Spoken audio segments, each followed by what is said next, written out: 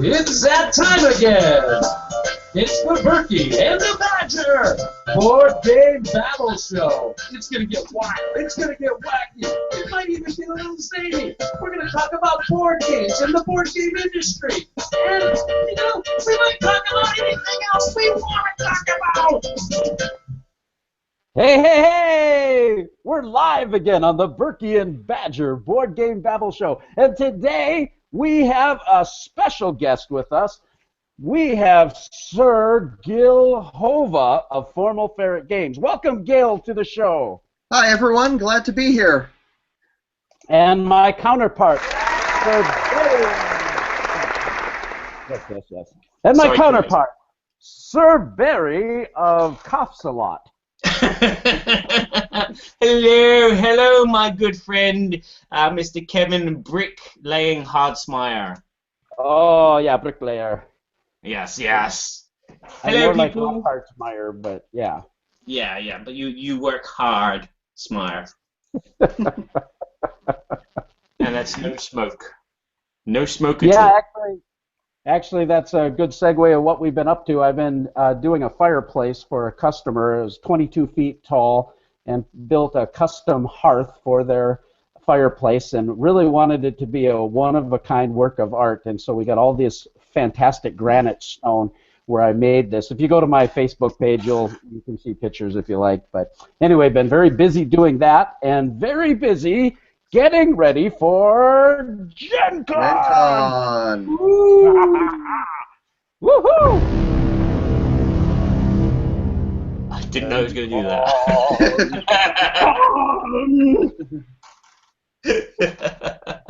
Very dramatic.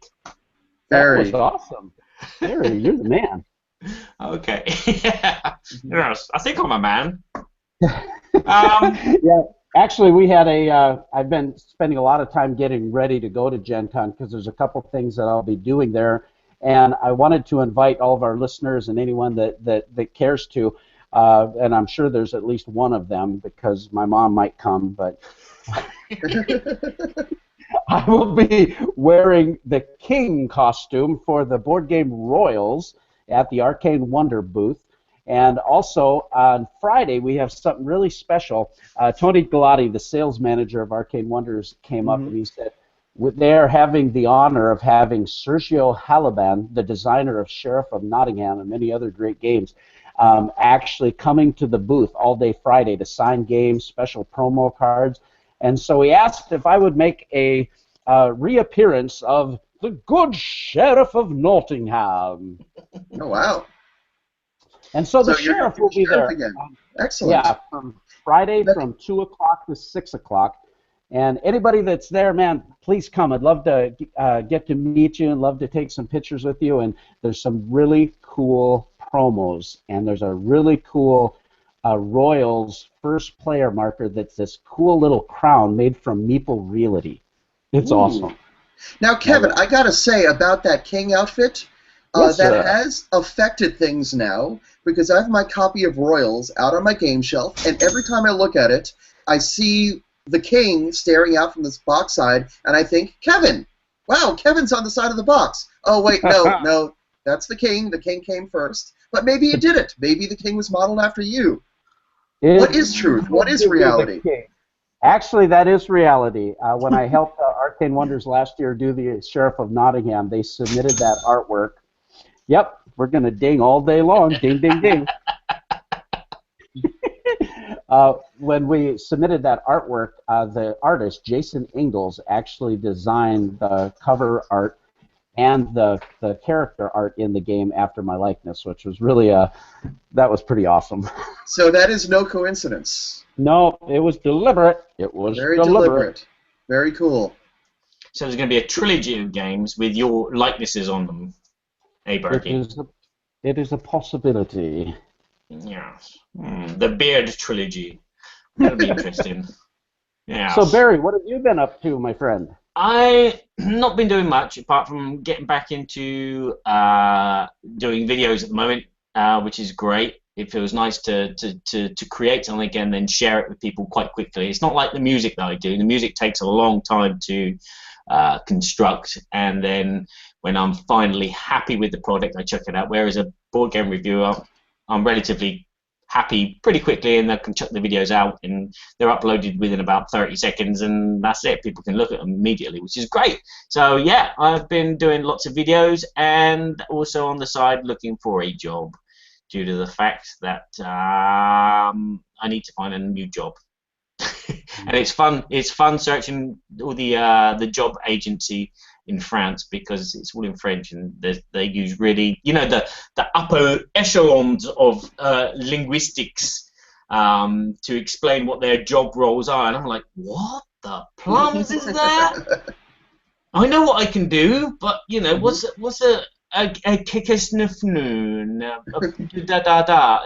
No, it's just a nightmare. I have to translate all these really long words. Oh, you need to have. I know what a back is, which is an exam pass, and I know what other things are. But they, the way that people eloquently say that they're, I could be cleaning toilets, but the job description will be very eloquent. Oh, you will be a hygiene provider.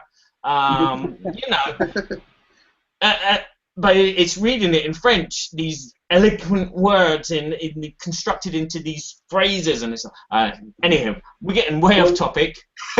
You guys have heard it here first on the Berkey and Badger Board Game Babble Show. Barry's looking for a job. Board game companies, take notice. Barry's available. Yeah, I'll come and clean your toilets. That's where you start. I know all about hygiene and health and safety. And you even know the French word for it. Oui, security. El baño. Moving right along.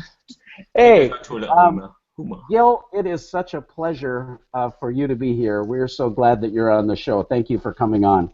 Oh, pleasure to be here. Thank you. Yeah, this is. What we want to do before we get into some of our segments, we just like to introduce you to the audiences and audiences. Yeah, that's right. So that they can get to know you a little bit. I want to tell just a quick little story. I bet you might not remember this because you're so influential in the community, of course, and see so many people. But I first met you 3 years ago at Gen Con. And Gil was so kind, in fact, to take a few moments. I had not met him before, but he was standing at the BGG booth, ready to show his game online of the video for Battle Merchants. This game right here. Yeah. Battle Merchants, baby. Yeah. And Gil I'm still very proud of that game. This game, you gave me a quick demo right there, even though you were getting ready to go online. You took the time to spend with me, and that was my first encounter with you. But I was really impressed with you, and right after the fact, I went and got this game, and we loved this game. I think this game is way under the radar, man. Yeah, it really did. I got my cool little dwarven coins. Yeah. Pimp it out with. I'm the gaming pimp master, right? For Kickstarter, it actually we had metal coins as an add-on, and those metal coins were very, very nice. Oh, really? I didn't see that. Well, I got the game in the aftermarket, but yeah. Well, I just want to explain something quickly to the people listening to the podcast and not actually watching live. Our host, our guest here, Mr. Hova, he has a ferret which he's holding affectionately on his lap, and he's stroking it. And for me, it resembles an evil genius in a Bond film, stroking their little minion pets. And it's very, very distracting. I'm waiting for the little finger to come up to the side of your mouth. Yeah, but anyway, there you are. Sorry. Introduce yourself, Gil. Let us know what you're doing in the board game world, and what have you done in the board game world apart from Merchants and Marauders. It's not Merchants and Marauders. No, it's not Merchants and Marauders. Oh dear. We got one word. Very. So my name's Gil Hova. I am not the designer of Merchants and Marauders. I have honestly never even played it. I am a game designer and publisher out of Jersey City, New Jersey, right across the water from New York City. That sounds like Yeah, and I have designed 4 games that are out on the market now. Most recent game was The Networks, which has just shipped to backers, and which I'll be selling at Gen Con. I also designed Bad Medicine, a very silly party game where the players are all creating horrible drugs. And I also have Battle Merchants, which Kevin was kind enough to show off. And my first game was a word game called Prolix, which I'm actually rebooting, and I will be releasing on Kickstarter hopefully later this year. Wow, fantastic. Yeah. And you started your own game company, as I understand it, called Formal Ferret Games, correct? That's right, because I just can't get enough punishment. And why did you take this name for your company? Why I picked Formal Ferret? I've owned various ferrets for 20 years. As you've noticed, I really like them. You might hear some bonking around right now. That is... yeah, so yeah, Leela's actually... I put some junk on the sofa to make some room, and Leela's currently exploring that junk. You know, she's... Every so often I see a head poking out of a bag from the sofa, just looking around. So you might see her in the background at some point, just poking around. Where's Zoidberg? No, there's no Zoidberg. There's just... Oh no! So this Leela actually I named after the Doctor Who companion Leela, which is it's very strange because those two characters have completely different origins. Like they have totally different sources from their names, which is kind of strange how that worked out. I'm not even sure if the Futurama writers were aware of the Doctor Who character, but anyway, she's one of my favorite Doctor Who companions, and not because of the outfit. I just like the dynamic between the two of them. If you Google her, you'll know what I mean. Yeah. My favorite Doctor Who companion's K9. Oh yeah, I could see that. I think there was one actor who only agreed to appear in Doctor Who if he was allowed to kick K9 during the episode. Which was? K9 is... I don't remember. This is total hearsay, so I don't know if it's true, but K9 is a very polarizing character. You either love it or you hate it. Anyway, so why Formal Ferret? So my avatar for a long time was just this picture that I downloaded from a website that had it was a very granulated, pixelated picture of a ferret wearing a bow tie. So I figured that's what people knew me as, the guy with the avatar of the ferret wearing a bow tie. But I couldn't use that picture both for legal reasons and it kind of looked crummy. So I had someone draw up a new picture, and they added the hat, and the hat is perfect. So that's the origin of Formal Ferret as far as the name is concerned. Oh, that's awesome. Well, Yeah. I think what we're going to do, we're going to talk some more with you, Gil, when we get into our game show and when we get into our Babble topic about how they make that thing, and we're going to talk a little bit about Gen Con and some things. But before we do that, we're going to move right into our news segment, Things That Make You Go,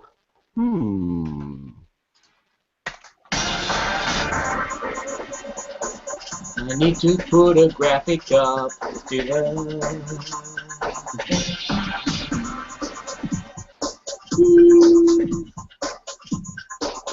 Video reference.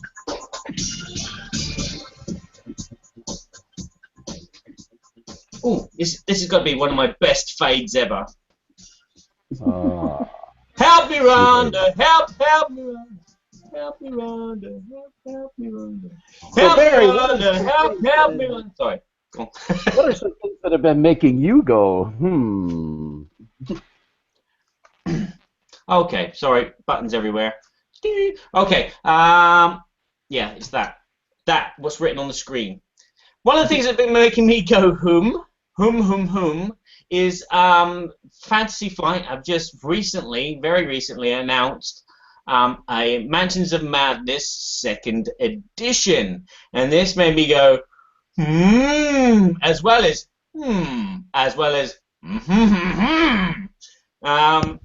because Mansions of Madness when it came out a couple of years ago, I was very intrigued with it because it was more Arkham Horror, and it would give me a chance to get like Arkham Horror minis into my Arkham Horror game, which is great. But I heard lots of bad things about the game system because if you set it up wrong, the player playing the villain and controlling all the Cthulhu-like monsters, if they put the things in the wrong order, it would muck up the game because it was a game which was it had a story, it progressed. You had to find a clue to do something else here, to do something else there, and if it was all out of line and all out of sync, it would ruin the game experience. And the recent announcement of Matches of Madness 2nd edition is fantastic because it comes with an app. And I have been playing a lot of the Descent Roads to Legend with the app, and it's working really well. And I can see how they can use a system pretty similar to that in the Mansions of Madness, where it takes control of the bad villain person who's controlling all the cultists and all the Cthulhu monsters, and then has the story and points out the narration when you go to the room and you do something. This part of the narration would happen and not another part of the narration, and so the story would be congenial. No, it would congeal. It would feel right. It wouldn't be like random elements like Arkham Horror. So I am very, very much looking forward to that, and that made me go, Very interesting. I've never played that game actually. Neither have I. But does that make you go, or does it make you go, Yeah, it actually, I know there was a lot of controversy and it was kind of polarizing about this concept of having apps in games. Personally, I kind of like it. We played XCOM and I thought the app really enhanced the gameplay. So I'm kind of interested in that. What do you think about that, Gil? It's it is polarizing. I having seen how app development works firsthand, I mean, these suckers are a real pain in the neck to put together. So I would not expect apps to completely take the board game world by storm. There's still, I think, only going to be at most a few dozen, at most, if it ever really catches on, quote unquote, games on the market out of the thousands and thousands of games out there, and that would be a lot. I think the vast majority of games that are going to come out are not going to be app enhanced, just because that's so difficult. That said, there's some fun stuff that it adds. There's some cool spaces you can open up, because one of the real issues in game design is in board game design. That is it's really tough to do like some certain kinds of hidden information that can be tricky to enforce. I mean, we can do a deck of cards, face down cards, that sort of thing. But if you want to go anything further than that, like for example, implement a fog of war mechanism, those are really hard to do on the tabletop, as everyone knows. Like, block war games are close, but they're not quite the same as what you get with a video game. And apps are really good at including that sort of unusual randomization mechanism. And down the road, you can see new kinds of interactions as well. They open up some cool space, but they do make the game less playable. They present issues like what happens in 5 years when whatever platform it was released on is not there anymore. That's a general issue with video games in general. How do you archive these things when the platform is only going to be around for a few years? So, like anything else, there's advantages and disadvantages. I'm thinking of app-based games that I've played and enjoyed. Personally, I played XCOM only once. I really enjoyed it, but it's just not the kind of game that floats in my circles a lot. I generally like a lot of games that are soundtrack-based games. One of my favorite games in the world is Space Dealer, which was re-released recently as Time and Space, but I honestly prefer Space Dealer better. I didn't like a lot of the changes in Time and Space, but that's a real-time game that you play with a CD in the background, and these days it would probably be more folded into an app, And I think that really creates some very cool new space for games to play in. Yeah. I think apps are great for narration in a game, and especially cooperative narration games. And so far, it seems to be working really well. Yeah. Yeah. I think this is kind of a, this could be a Babble topic even, but I think is a Babble topic. There you go. Any topic is a Babble topic with me. even the smell of New Jersey, yeah.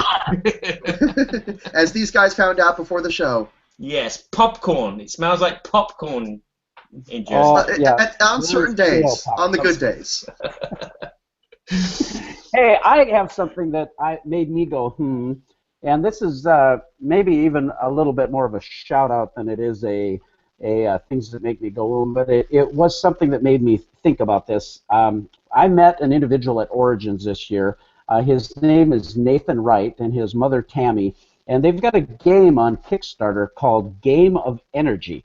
It's a thematic Euro game, and it's kind of a meat to light complexity, but it's a tile placement resource management game, and it plays relatively quickly. You play it under 60 minutes, and basically the world is in chaos, and energy has become the whole resource that everybody is trying to get. And the reason it made me go, is because I thought a lot about Kickstarter. There are companies that I highly respect, and for my money, I generally will go with a company that I respect and think can deliver. But I also have this part of me that really admires the young entrepreneur, the young person trying to start something. And I met Nathan. I had a quick demo of the game. Full disclosure, I'm not being paid or anything. I don't have his game. I didn't get to play a full game, so I can't talk competently about the merits of it. But from what I saw, it was a great prototype. And what really impressed me is the ongoing conversation I've had with them. I've reviewed the game quite a bit and looked at videos and so forth. Sam Healy had some input to the game mechanics, and they started that intensive play testing. Yeah, and Sam made a few thoughts for him. And Nathan, the thing that impressed me about their family is they're just very high quality individuals. And so while it's their first project, that's such a scary time to try to do something. Boy, you put your whole heart into it, and Gil, you understand this process. And I've been there. I've been there. Yeah, they're actually doing pretty well. Yeah, I saw their page. They're on a good path. I usually suggest to new designers / publishers, new people on Kickstarter, that they start their first project with a smaller project, because you're always going to make mistakes on your first game. If you're going to make a mistake, better to make it on a smaller project than a larger project. But that said, this game looks very nice. The art looks solid, and I haven't gotten to see much of the gameplay yet, but it seems like he's got some credibility and good names behind it. And another nice thing about Kickstarter is there are these things that the industry sort of adopts and embraces because that's what's worked in the past, and they get very hesitant to try new things. So, like, for example, the conventional wisdom a few years ago was party games must be wholesome. They must be totally clean. They must be meant for the family. And if I went to a company and said, I've got this party game that's like apples to apples, but it's got like all sorts of nasty stuff in it, and you can say really horrible things, no game company would ever pick it up. But Cards Against Humanity, they weren't a huge Kickstarter success. I think they only raised like 12 grand on it. But post Kickstarter, they totally blew up because they found an audience. And Kickstarter really enables people who are doing things outside the community to, outside the industry and outside the accepted practices to do it. And a lot of times these fail because there's a reason there's an accepted practice. But one thing I like about this game that I do myself is I really like how it has a modern theme, and it attempts to bring Euro sensibilities, Euro mechanisms, into a modern theme. And that's not as easy to do as it seems. You don't just take Euro mechanisms and just plaster a modern theme on top and you're done. There's a lot of mechanisms that have to be folded in so they become intuitive. But I think that's a really good direction to go in, that I think in a few years more companies are going to notice that, hey, this approach works. We can do modern themes. We don't have to just do historical. Modern themes work too.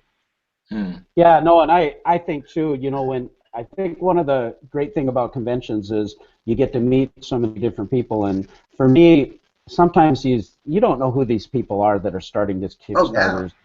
And when you get to meet someone eye to eye, and you get to get a sense of who they are, and especially as you develop relationship, I just had a few moments to spend some time, give him some encouraging words, take a look at it, and so forth.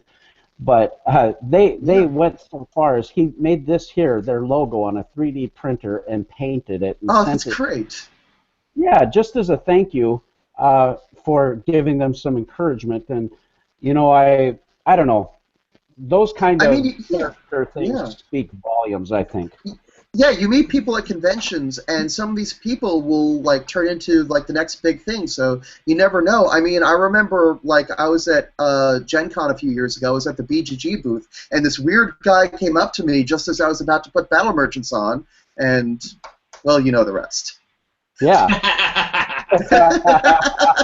No, seriously. Yeah, no, seriously. It really is.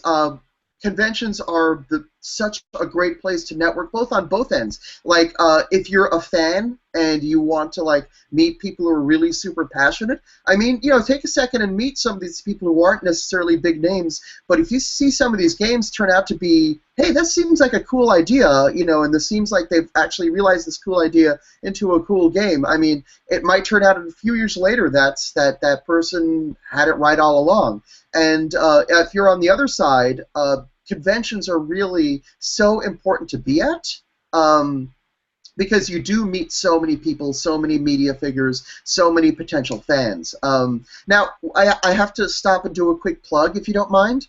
Sure. I'm on a podcast called Breaking Into Board Games.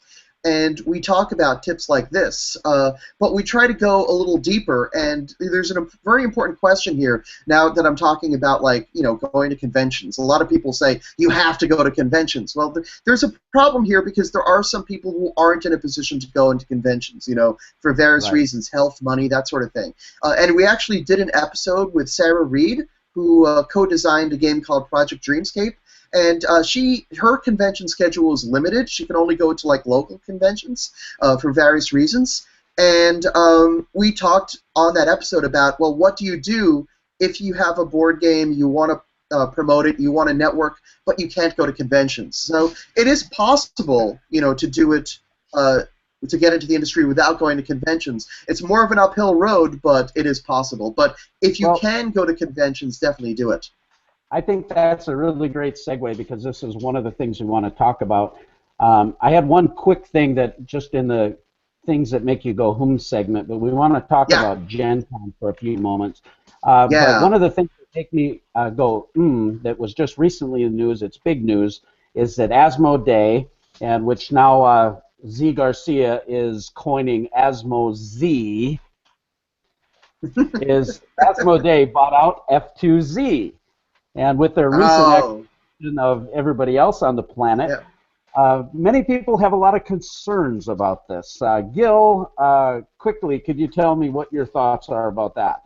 When he said Z Garcia named it Asmo-Z, I thought you were going to say, and Asmodee is bought Z Garcia. And I thought that would have been super interesting. Well, I'll ask him next time I talk to him. No, so yeah, I mean, on paper, I can see why people are concerned about this, and it's a trend that I can see why a lot of people find it disturbing, because as more of the power becomes consolidated into more of the release powers gets consolidated under a single company, there's less flexibility and less.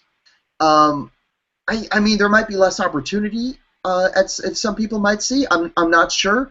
This is stuff that how will it shake out 5 years down the road? I'm not sure. And all being under one umbrella, if there's some sort of stumble that Asmodee takes, then there's a lot of companies, a lot of subsidiaries that are going to fall. There's a lot of possible concerns about competition. So yes, I can see why there's a lot of concerns. That said, I'm going to approach this from my perspective, which is a small designer and a small publisher. So you have, the big guys, which are slowly getting consolidated into a single umbrella. And then you have a lot of little guys. You still have companies, like me. You have middle-sized companies. I'd say the two biggest companies that are not under Asmodee's wing. Well, there's a few of them. There's Mayfair. There's Greater Than Games. There's Arcane Wonders. Those are three right off the top of my head. Passport is a fourth one. So there's still some companies, but those are starting to become the more mid-sized companies that are remaining.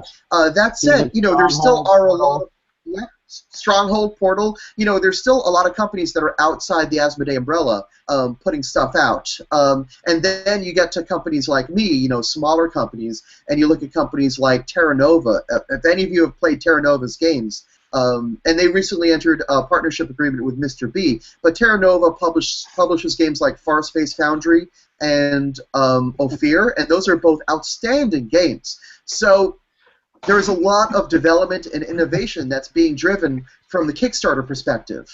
So that's really helping. Yeah, I think it's interesting, but what's really going to be interesting is when we name it Asmo Ferret. What Stephen and Ignacy say on their podcast is they say both of their companies, Stronghold and Portal, are Asmo ready. Asmo ready. Yes, Asmo ready. But a lot of it depends. Let's segue on. We got a lot of stuff to cover here. So yeah, we do. That's a big subject, but yeah. We'll come back to it in the Babble. Yeah. Let's talk about Gen Con for just a little bit. We don't want to spend a lot of time on this, but we want to give the viewers and the listeners just a few ideas. Barry's going to try to get this podcast edited for our full Audio Pro edit before Gen Con on Stitcher and iTunes. Right, Barry? Right. Yeah. So, yeah. He has nothing better to do now, right? Yeah, I'm gonna cut my audio track out. I'm gonna go to the toilet and then buy a newspaper at the local tobacconist and yeah. Go on, carry on. Sorry. No, so anyway, what we'd like to do is give some advice, some to-dos, some not to-dos, or just some quick insights to a convention like Gen Con, because there are so many different conventions, from your local conventions all the way to your smaller gaming conventions like Dice Tower Con, BGG Con, which is a lot about gaming, Origins, which has a lot of gaming but has some of the fair opportunities where you can see the different marketers of the games and so forth.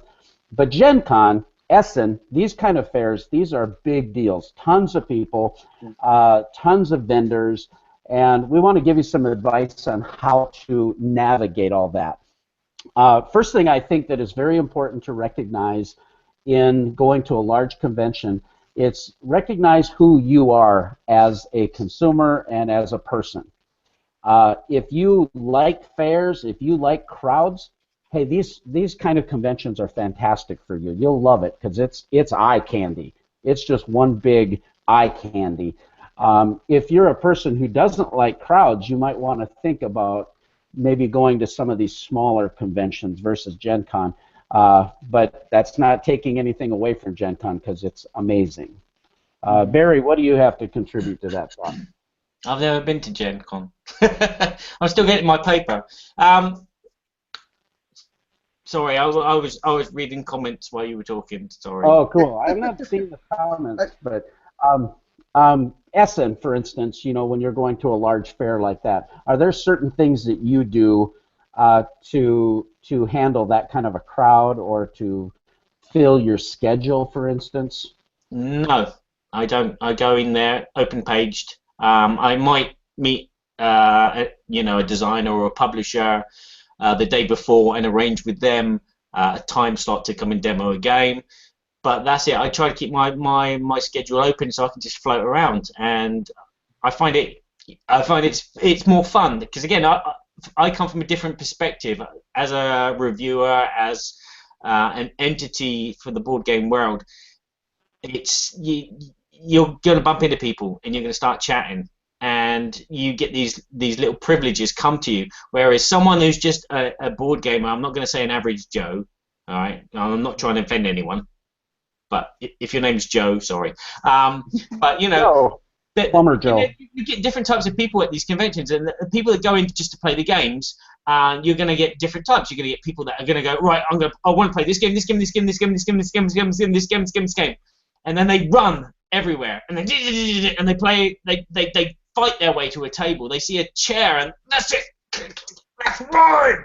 And then you get people that just walk around generally and just as families, and go, okay, right. Oh, this looks interesting. Let's wait a minute. We'll wait here for a bit. They finished. Yeah. Can we play this now? So you've got to go into it, I believe, open, because you'll have more fun. You may not get to play every game that you want to play. You may not get to experience everything that you want to experience, but you'll be open to be surprised and to be let down, and you'll just have a good time then. At Gen Con, one of the things that's very specific, will be the 4th year that I've been to Gen Con. Last year there were 67,000 people there. At 10 o'clock, when they open the doors, there's this huge crowd that gathers for the main opening, and it is a mad rush because people are running to their favorite vendor who has a limited quantity of games. And the truth of that whole situation is if there's something you really want, you might want to plan ahead, come very early, stand at the door, sit on the floor for an hour and or two to get in. It's also, I think, advantageous to, it might be a little too late now, but to get your tickets mailed to you ahead of time so you're not standing in line waiting for those things. Gen Con handles it pretty well, actually, and their line moves fairly well, but it's still a lengthy wait. Yeah, I was listening to the Alaboom last night, and they were saying, they're people that queue to run and get their games because there's only like 500 copies there. They were saying, well, just pre-order them, then you'll get them the day before. Or wait a month or wait a month or two until it comes into general release. It'll still be the same game, Well, that's such a great point, Gil, because so many times, we get that game because we have to have it, right? Well, if you're going to play it right away, fine. That's awesome. If you want to play it at the convention or whatever, or if you're a reviewer and you need it for review's sake, that's a different situation. But for most of us, where we want to play the game, but if you're going to bring it home and set it on yourself ashamed for 3 months, you might as well wait and get it when it's available. Exactly. And Barry, I wanted to just echo your point before, because you made an awesome point about, when you're at a convention, especially a large convention like Gen Con. Yeah, it really is. There's this temptation to, like, wherever you are, you'd rather be somewhere else. There's something else that's going on. Oh, I wish I was there instead. And that's so likely and common at a big convention, and it's so important to just appreciate where you are. You mentioned the little privileges, and that's really what these big conventions are about. Wherever you are is the right place to be. If you're sitting down and demoing a game, that's where you are, and that's where you need to be. Maybe there's 3 other things you could be doing at that moment, but you got to let them go.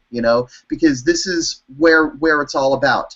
And if you have this just mentality of, well, I go where I go, you don't have to totally drift. You can say, all right, well, I really want to be here at 2, and I really want to be here at 5. Well, that's understandable. But when you precisely schedule everything else out, and you must hit everything, or the convention is a failure, that's a recipe to have an absolutely miserable time. Oh, boy, that's such a good point, Gil, because there's so much to do. And, you want to be present. When you're talking with people, you want to be present. When you're playing the game, you want to be present. Not like, oh, I wish, just like you're saying. And sometimes the schedule, I take my phone app, and you probably can't see that, but I have several things that I'm interested in, a couple things that I have notifications that will beat me about. It's a little different. I'm working with Arcane Wonders from about 1 o'clock to 6 o'clock every day. But in addition, but other than that, I've got the mornings free, so I'm trying to fit in a few things. But I, like you guys, I want to go gawk. I want to go look around for a while, and hopefully I'm going to be able to meet a whole bunch of my friends, meet new friends, and just be able to spend time with them. And that's where the experience happens. And you never know that evening you end up going to dinner with someone that you haven't met before, and you build a relationship. And woohoo! That's a win. Yeah. Totally. One more tip I think that's very useful for Gen Con is the convention center is very large, and there's a long corridor. If you've never been there before, there's a fairly long corridor that connects the event hall and the exhibit hall. I think they also connect within, but it's not trivial to go from one to the other. So count on walking time. If you need to get to an event or you need to get into the vendor room, count on about 15, maybe even 20 minutes, depending on crowds, and maybe stopping and talking to people. It's not just 2 or 3 minutes to get from one place to another. Yeah, great point. One of the things, too, I'd like to talk about is food options. You know, it's important to stay hydrated. It's important to, you know, take care of your hygiene. We all know that stuff. But food options at Gen Con, there's tons of stuff inside the convention center. Honestly, it's not very good. So forget about all that crap. Go outside of the convention, and there's quite a few local places really close, and all the food trucks. Now those places are good. The problem with it is at the peak times, lunch, supper, those kind of things, you're going to stand in line forever. So eat like in a theme park type of mentality. Eat when most people aren't eating. Or if you just travel about 2 to 3 blocks away from the convention center, you will find some amazing restaurants that you'll be able to just walk in and go eat. I mean, on Friday, we go with Blue Peg, Pink Peg, Brian Pope, Lance Feister, the Undead Viking. We're all, and a bunch of the Pegheads, are going to Fogo de Chao Brazilian Steakhouse for the meat. Oh, yeah. Yeah, excellent. Meat. You're going to keep that disc green the whole way through, aren't you? Oh, and I suppose you're in your booth all day. You probably couldn't go, huh? I am in my booth all day, yes, absolutely. But that's fine with me. If I do anything else, there's a little voice that tells me, is there something else you should be doing? Is there something else you should be doing?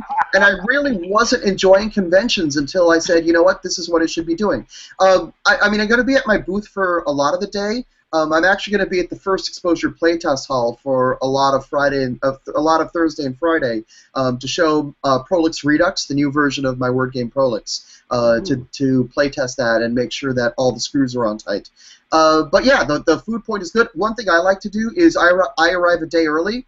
I drive to the supermarket. I get cold cuts, bread, and mayonnaise, and I bring sandwiches in, and that takes care of lunch. But yeah, listen to your body. If you're hungry, eat. You know, you get no points for powering through. All you do is you make other people miserable. You know, if you're tired, even if it's like 3 o'clock, if you're tired and you feel like taking a nap, go to your hotel room and take a nap. Sure, you're going to miss some of the convention, but Gen Con runs most of the night too, you know? So maybe you miss a bit of the vendor hall, but listen to your body, and if your body says, I am tired, then sleep. If your body says, I am hungry, then eat, you know? You get no points for powering through.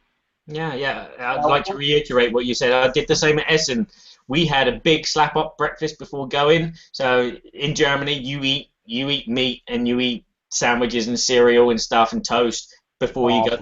We actually prepared sandwiches and put them in a bag. So once they were eaten, there was space in the bag to buy a game. And I stuck to my regime of 1 game a day, but I had to eat my sandwiches. So it's your incentive.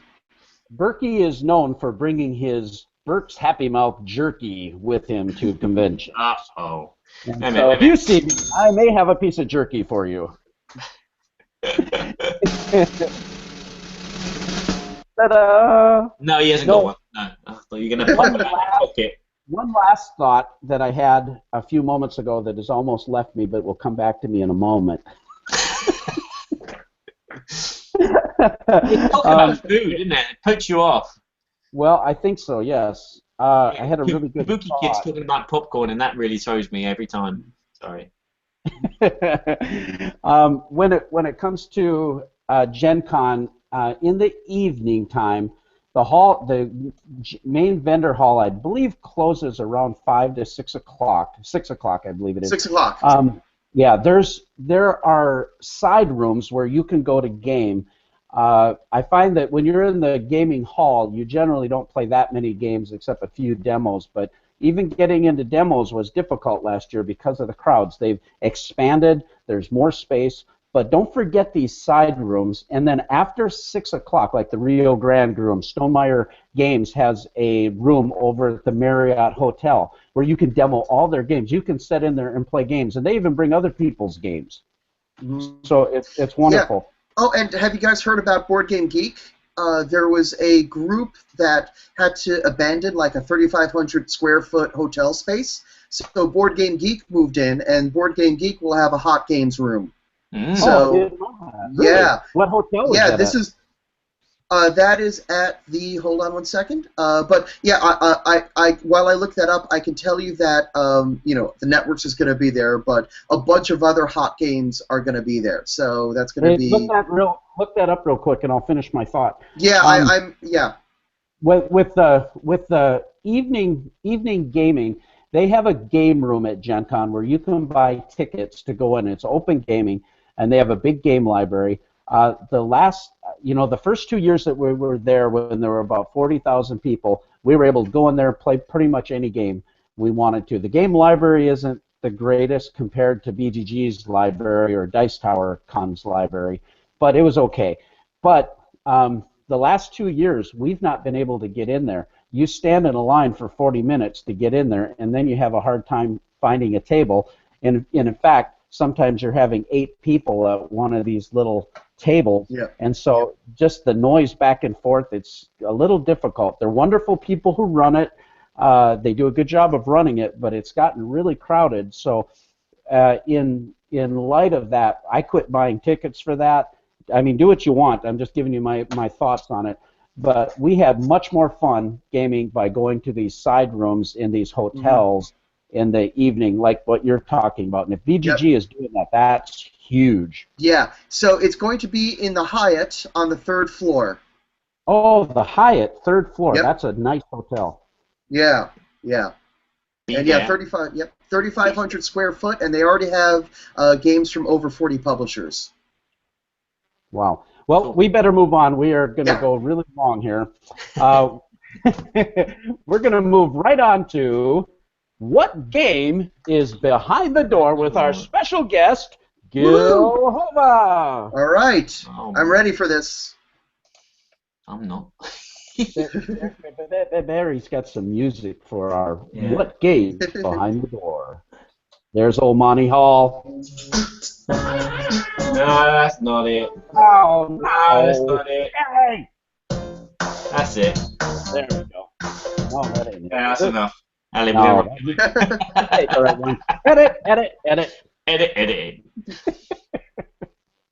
That's live TV, boys and girls.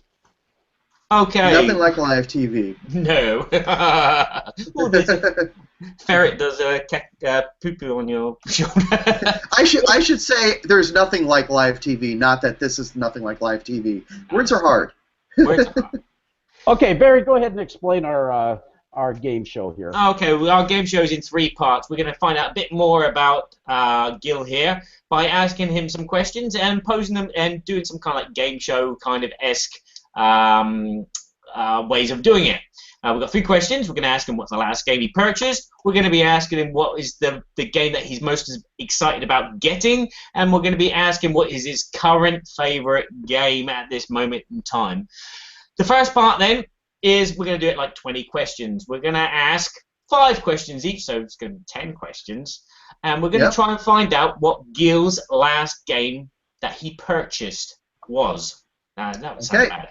What was the last game that Gil purchased? And we will ask 5 questions, and he will answer in either a yes, no, or some other kind of way due to the fact that it might fall into 2 camps.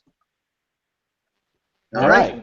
I'm ready. Barry, ask, what is your first question for what was the last game Gil Hova purchased? Okay. Does this game have mainly Euro mechanics? Yes. Ooh. Ching, straight off the bat. Where's my ching sound? No, I don't want to use my ching sound. I want to use my... Do you have a guess there, Barry? Oh, yeah. Agricola. Incorrect. Because it's looking at me over there. Okay, my question is, was it a Kickstarter? No, it was not. Okay. That narrows it down. I'll pass. Now, Go ahead. Now just clarifying, by purchase, this is a game I purchased at a store. At a physical store, this was not a Kickstarter reward. Or you could have bought it online. It's the last game that you paid money for, which you So own. far, so good. Okay, so far so good. Okay, so it's not Kickstarter. It's a Euro. Okay. Does this game come from Asmodee? It does not. I had to think about that for a second, but it does not. That limits it down to about 10. Okay, that's wonderful. No Asmodee. So. No Asmodee. Yep. What about? Would you say that this is a heavy game? A heavy game weight? No, but it's Euro. Correct. Come on. Kemet's not heavy, and that's Euro. Do you have? Are you guessing after each question, or are you reserving your guesses? Do you have a limited number of guesses? We have the opportunity to do that or pass, and I'm just going to throw out a quick, so I can rule this out. But I'm going to say Royals. Incorrect. I do own Royals, as I mentioned before, but it is not Royals. Royals I purchased back at Origins, and this game in question I purchased after Origins. I think last week I purchased it. I purchased this game last week. We're not even asking him. Yep. Okay, because it's not really narrowing it down, so... Okay, Barry? Does this game come in a normal size Ticket to Ride square box?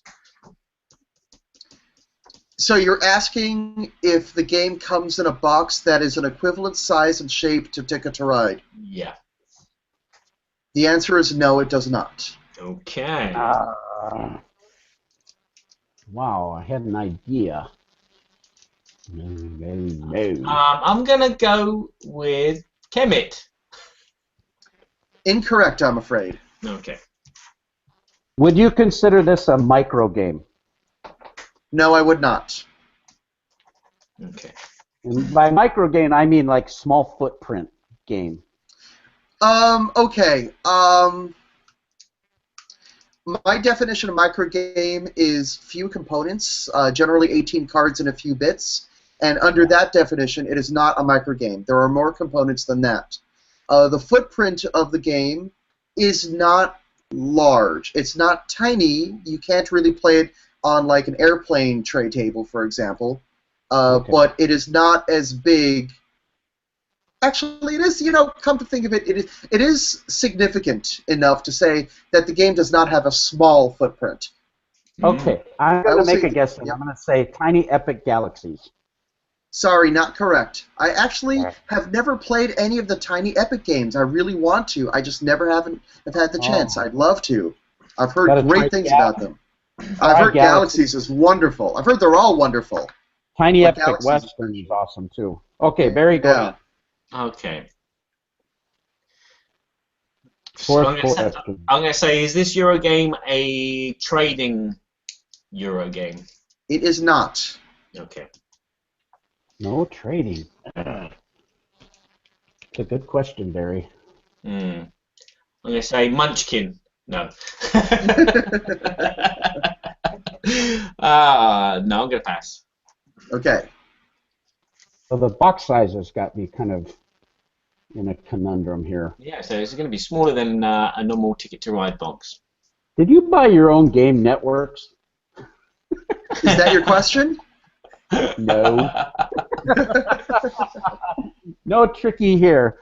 Oh, man. 2, 3, 4, 5, 6, 7. Okay, this will be my fourth question. Is it a game that was published in 2015 or 2016? I believe the answer is yes. Let me confirm that. So we're going to need some looking up music. Yeah.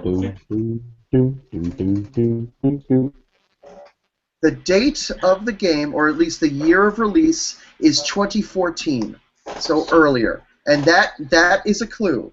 It's not a great clue, but it's a clue. Wow, 2014. Yes. That is the date listed on BGG. Okay. Dang. Well, he's getting a little messed up with this one. Okay, Barry, I'm going to pass. Go ahead. Okay.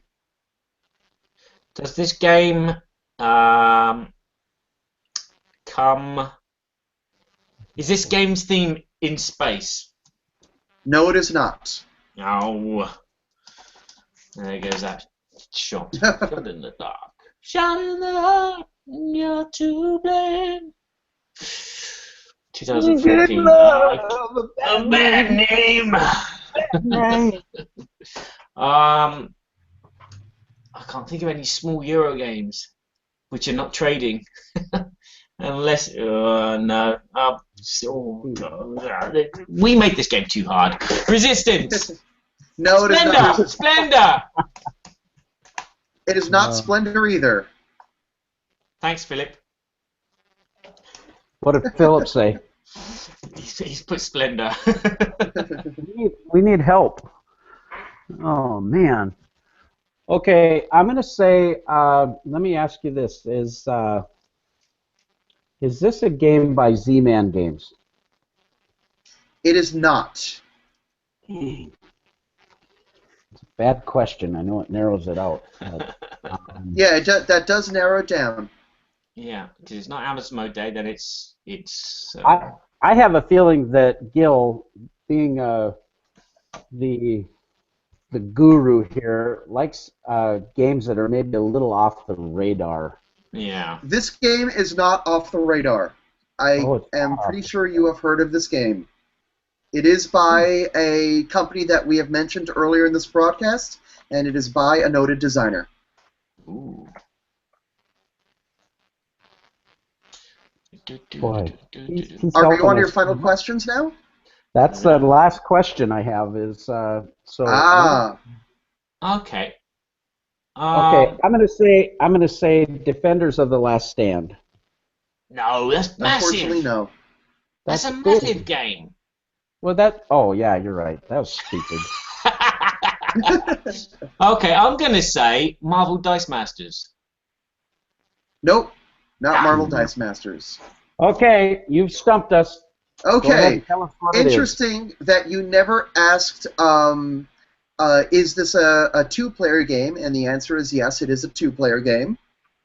And I was you gonna say never asked. Sorry?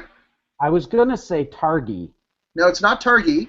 You asked if the game was from F2Z, which it isn't. But had you guessed, is the game from Mayfair/Lookout? The answer would be yes. Oh, is it Caverna? Caverna's. A two-player game from Mayfair/Lookout. Okay, Fields of Arle. Nope. Ooh. That's a good guess. Caverna plays great. Oh, it's Le Havre. Nope. Not the inland. Not Le Havre. Nope. Not the inland port. I don't know. Does the game have a popular iOS app version? The answer is yes. Have I been playing this game on iOS like crazy? The answer is yes. Okay. We really do need 20 questions for this game. I need to go online and look and not. Okay, I will give you the answer. Yes. The answer is Patchwork. Oh. Oh. Well done, Gil. You've beaten us. 1 point to you. So yeah, my girlfriend discovered that she really likes the game online, so I purchased it, and I'm hoping to play it in person with her really soon because it is a really fun game, both in person and online. Yeah. Well, I can't believe we didn't get that, baby. Okay, let's go to part 2. This is the question: what game, Gil, are you most excited about getting? And you're going to draw an image for us, and we'll describe that image when you put it up on the screen for our audio listeners. And when you've done that, we are going to guess what game you're most excited about getting. So now, am I drawing just on a piece of paper? Piece of paper, black marker. Yeah, on the wall there. Nobody will notice. I don't have a black market within near me, but I do have a pen, so... That'll do. So the only thing that will make this hard is the fact that I can't draw very well, but if you can make out the image, it should be very easy. Don't worry, we've had bad drawings before, haven't we, Bertie? Oh, yeah, problems with bad drawings. Yes. Okay, I'm going to guess that you will be able to get this in under 10 seconds. Okay. That's my guess. Okay, are you ready for the image, gentlemen? Uh-huh. Okay, here is the image. Scythe! Scythe. Bingo! I told you it wasn't very difficult. Ta-da! And for the audio podcast listeners, it was actually a picture of a scythe. Yep. Yep. It's yeah, not to say scythe, though. You're supposed to say sigh, right?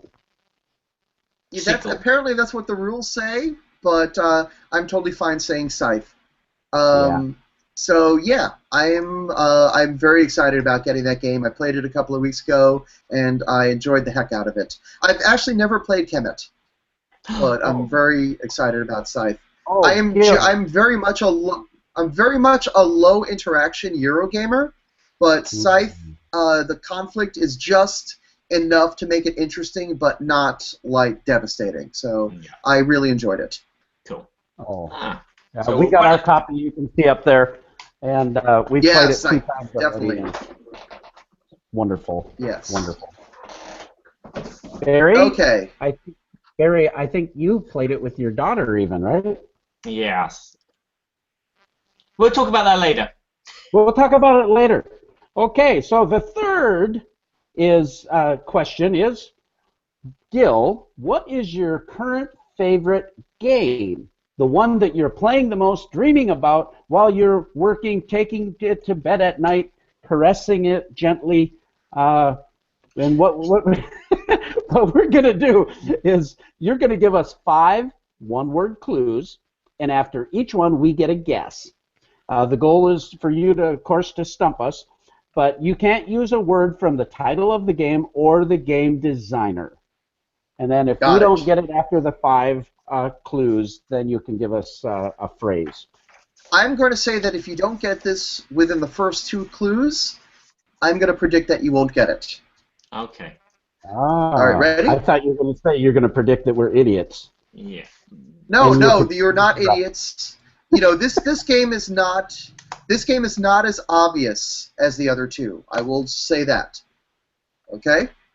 Okay. The other 2 were gimmies. This one is not a gimme. Are you ready? We're not idiots. No. Okay. No, we're monkeys. Never give a monkey a podcast or a microphone. All right. So, clue number 1 is fantasy. Okay. Fantasy. With an S, not a C. Fantasy and ivory stick together in perfect harmony. That could be anything. The game that he's playing the most at the moment, fantasy. I'm just going to read off my shelf. Favorite, most exciting fantasy game. I'm going to say Descent.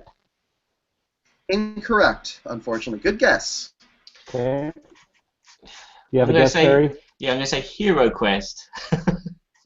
Nope, incorrect. Okay. Now, the fact that I said good guess says nothing about whether you were close or far, by the way. Yeah, notice that he didn't say good guess to your guess, Barry. That means my guess was a better guess than your guess. He was commending me for my guess. I thought but I'm not saying, that is not a clue. I'm not saying you were close or far from it. Yeah, but that was a good commendation. Clue number 2? Yeah, I feel affirmed now. I feel vindicated, and yeah. All right, well, let's see how we are after clue number 2. Clue number 2 is stocks. Oh, fantasy stocks. I know about this. I've got some fantasy socks. You said stocks, though, right? Oh, stocks. Oh, okay. S-T-O-C-K, right?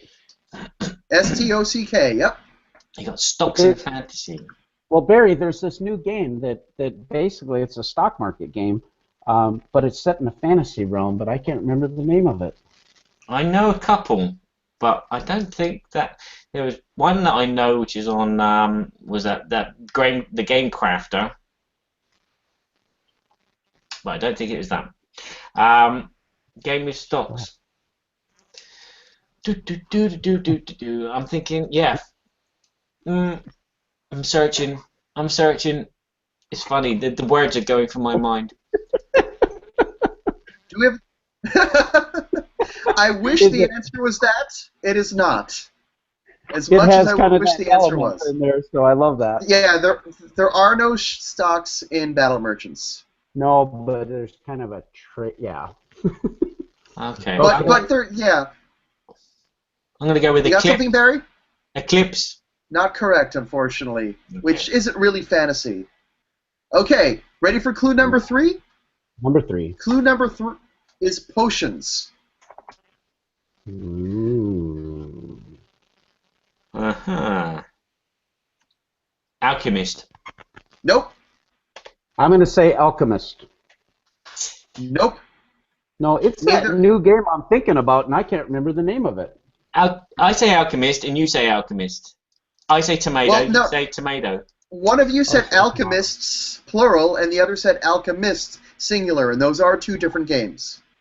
We picked both of them. Yep, and the answer is neither.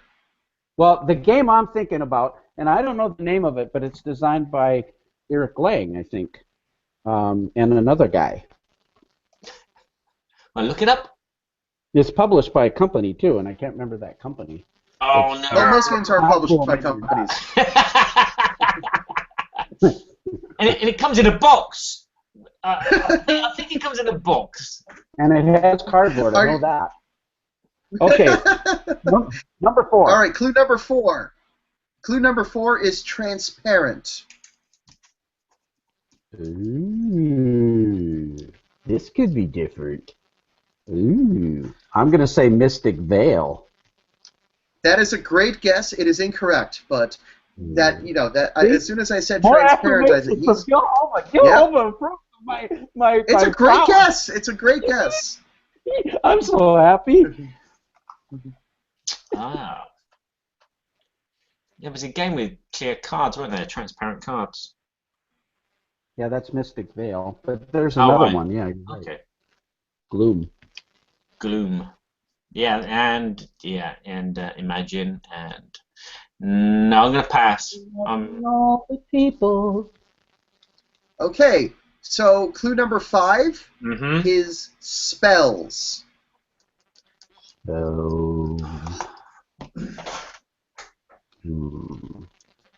It's the game I'm thinking about, but I can't remember. I don't own it. It's new. It's a new game by Eric Lang. We're gonna cheat. Designers. Eric Lang. We were just talking about it on the Alaboom last night too. Yeah? Yeah, or on Wednesday night. Yeah, they were going through the BGG list. The one I'm thinking of, I'm drawing a blank. I need more coffee. You need more coffee. I need more Vulcan blood. I need coffee and I need something Irish in here. Have a quick look. There's lots of Arcadia stuff. Blood Rage! No, it's not Blood Rage. That's what it's called. It's called Acadia. No, it's Acadia. Okay. That's my guess, Arcadia. Okay, I will give you a big hint. This game was not designed by Eric Lang and is not any of the Arcadia games. Holy crap. Holy crap. I haven't got the foggiest. Sorry. I can't have. Okay. So now I give you a phrase. Yep. Okay. The phrase is crystal ball. You know what? I'm gonna give you an even longer phrase. Crystal ball cube tower. Yeah. Tom Vassell keeps talking about this. This is what I'm talking about, except it's not from Eric Lang, so I was talking about another one that I was thinking about. Yeah, they're both the same one. I know it. Except this was not designed by Eric Lang. Fantasy Yeah, exactly. stocks, potions, transparent spells, and a cube tower with... Crystal Tom is Ball cuckoo Cube for Tower. Cocoa Puffs over it because of that cube tower crystal ball thing. Mm-hmm. Okay, so because Barry is Googling it, Barry is now disqualified. No, okay, I'm disqualified, but I have a guess from Philip Millman. Yes. Oh, from Philip And it's Millman. Arcane Academy. That's what It it is not No, Arcane Academy, because the game was Arcane not Academy. designed by Eric Lang. So Yeah, at least the game I'm talking about is not designed by Eric Lang. But yeah, that Arcane Academy, I think is that Eric Lang and Kevin Wilson, I think. I want to say. I think right. so. Yeah. That's initially what I was thinking, but not really. Yes. So are you ready for the correct answer? Yeah, tell us. The answer is Prospectus is the name of the game. Yes. By Chad Krizan. I don't know how to pronounce his last name, I realize now. But Chad, you will know Chad as one of the admins, a long-serving admin on Board Game Geek. And he had this idea for a game with a transparent cube tower. So that's what it is. And it's a stock market game in a fantasy world. And you drop cubes in, and what comes out is whether the cubes, the value of the cubes, and a card will tell you whether a stock will rise or fall based on the number of cubes that come out. So if you're dropping, say, 2 blue potions in the tower, and there already are 2 blue potions in the tower, so the possibility that 4 will come out, and the card says the price is going to go down, you're going to want to sell because it could be a big drop in the future. Of course, the 2 cubes getting dropped in could get stuck, and now you got 4 cubes in the tower, and the next card says rise, so the price of the stock might rise. So there's a lot of uncertainty, and it's very, very cool. And yes, this game I actually just posted a couple of variants for because I like the game so much. So that's the current game that I really enjoy. And also, fun fact, when I first sat down to play the prototype a couple of years ago, I joked with Chad and Sean, who's the designer, Sean Brown, who is Mr. B of Mr. B Games. Chad told me he gave me the elevator pitch, and I'm like, oh, well, what kind of jerk, sets an economic game in a fantasy world?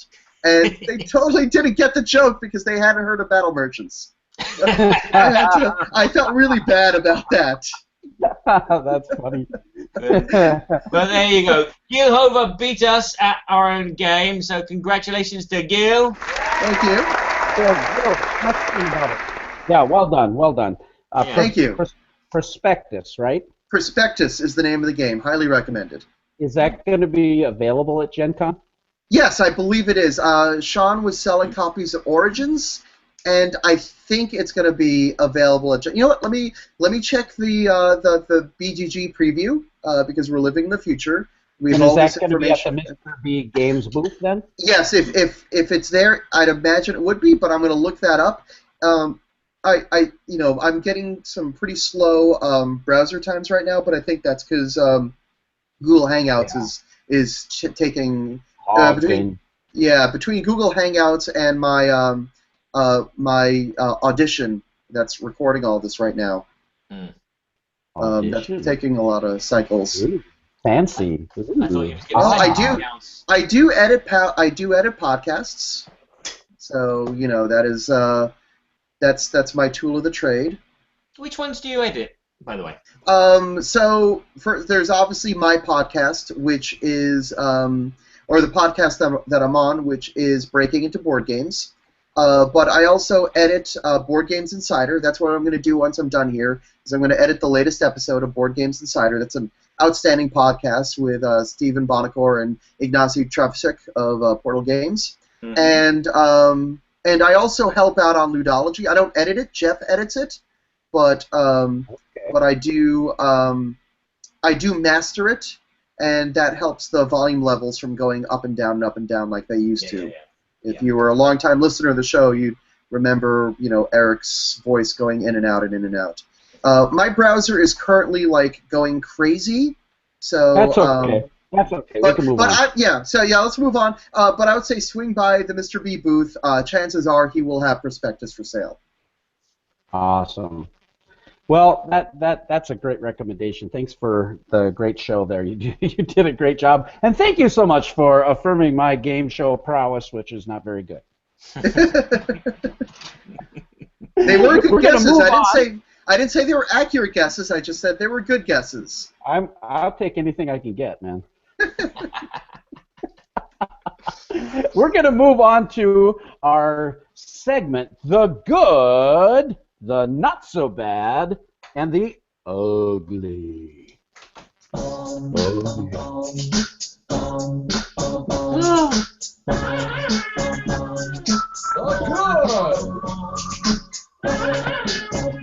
There's a not so bad. Wait for it. And the ugly. Barry, go ahead and give us the royal explanation. Okay, the good, the bad, and the ugly section is our first impressions section. This is where we've played a game recently for the first time ever, and we give you a rating of either good. My tongue.